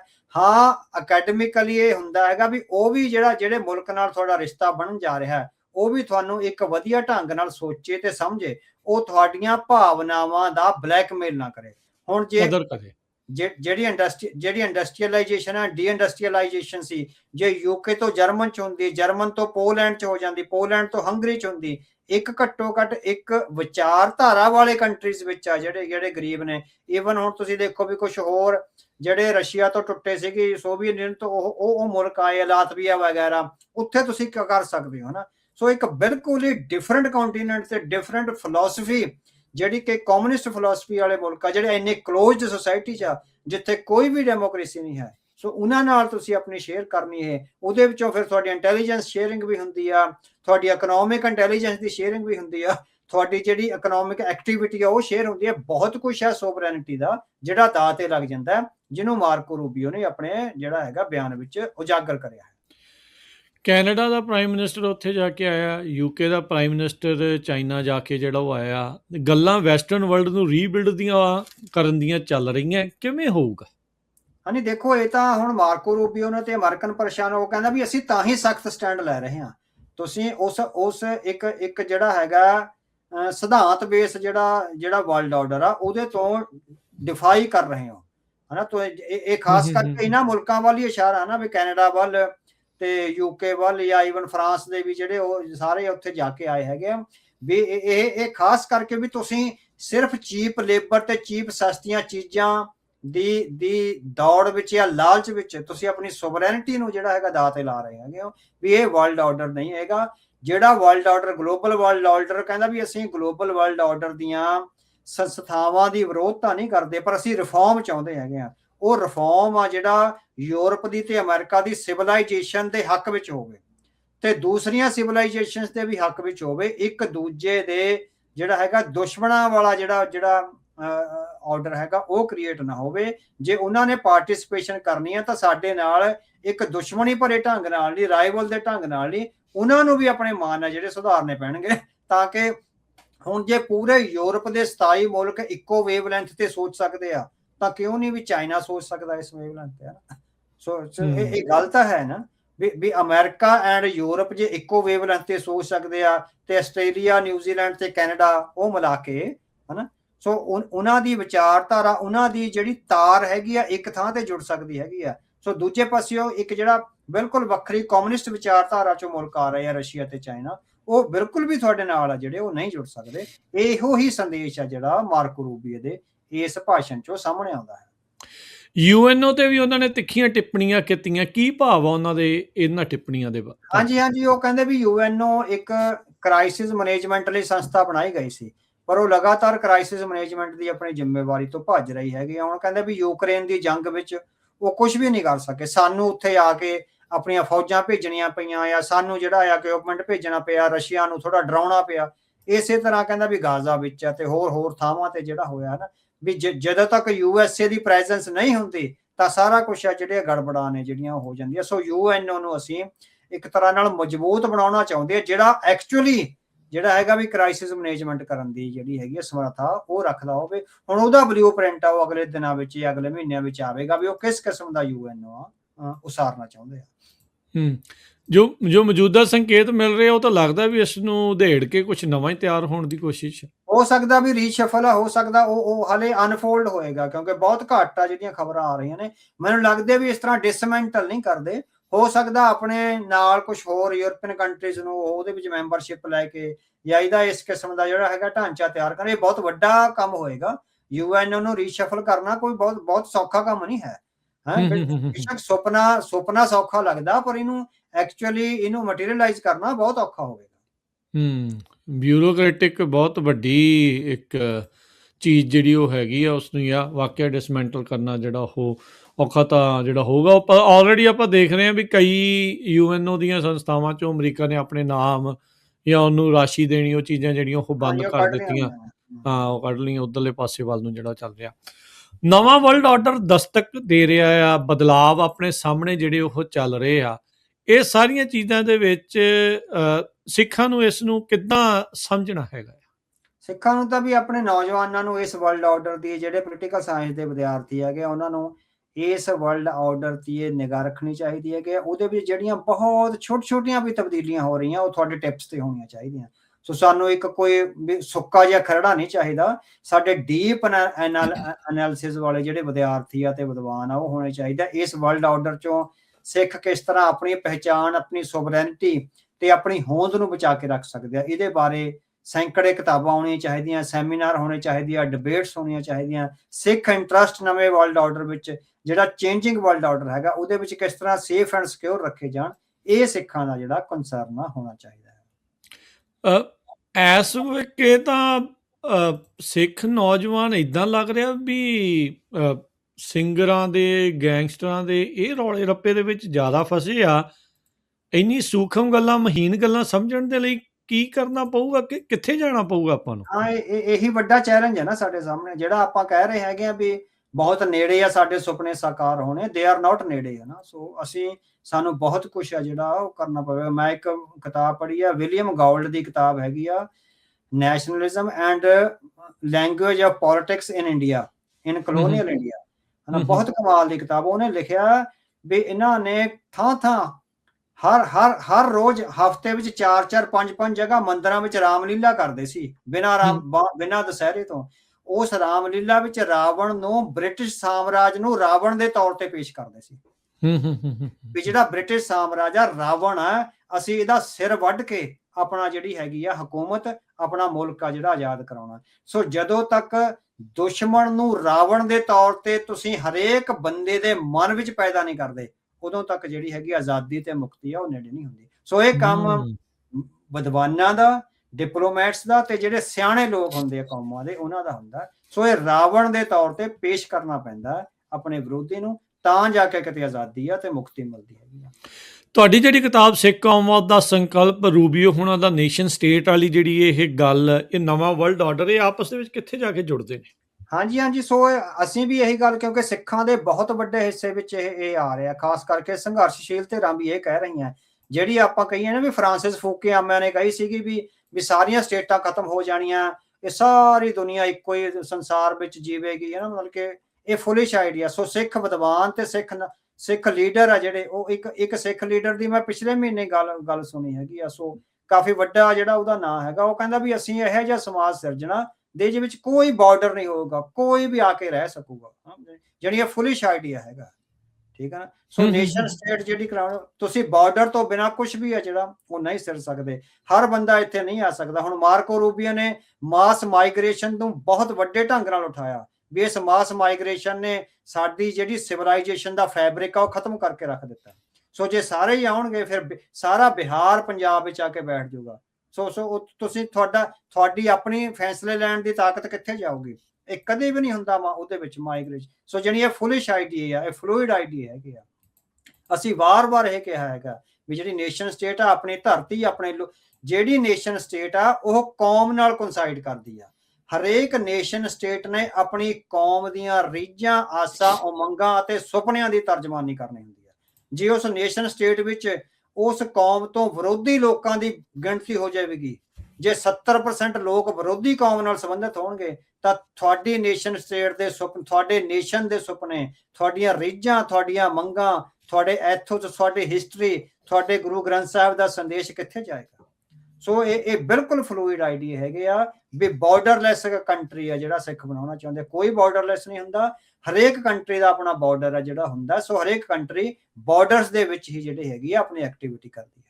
ਨਹੀਂ, ਬਿਲਕੁਲ ਸੁਣਨ ਨੂੰ ਗੱਲ ਸੋਹਣੀ ਲੱਗਦੀ ਆ, ਵਧੀਆ ਲੱਗਦੀ ਬੜੀ ਹੈ। ਸੈਡਿਊਸਿਵ ਆ, ਬਹੁਤ ਵਧੀਆ ਸੈਡਿਊਸਿਵ ਲੱਗਦੀ ਹੈ ਨਾ ਤੁਹਾਨੂੰ, ਜਿਸ ਤਰ੍ਹਾਂ ਭਰਮਾ ਲੈਂਦੀ ਆ ਵੀ ਖਾਲਸਾ ਦਾ ਤਾਂ ਪੂਰੀ ਦੁਨੀਆ ਤੇ ਹੀ ਰਾਜ ਹੋਊਗਾ, ਜਿਹੜੀ ਬਹੁਤ ਵਧੀਆ ਲੱਗਦੀ ਆ। ਆਮ ਧਾਰਮਿਕ ਵਿਅਕਤੀ ਨੂੰ ਲੱਗਦਾ ਵੀ ਵਾਹ ਵਾਹ ਵਾਹ ਵਾਹ, ਖਾਲਸਾ ਜੀ ਦਾ ਪੂਰੀ ਦੁਨੀਆ ਤੇ ਹੀ ਰਾਜ ਕਰਨੇ। ਸੋ ਇਹ ਬਿਲਕੁਲ ਫਲੂਇਡ ਆਈਡੀਆ, ਤੁਹਾਨੂੰ ਆਪਣੇ ਰਾਜਨੀਤਿਕ ਨਿਸ਼ਾਨੇ ਤੋਂ ਭਟਕਾਉਣ ਦੀ ਇੱਕ ਸਾਜ਼ਿਸ਼ ਹੈਗੀ ਆ।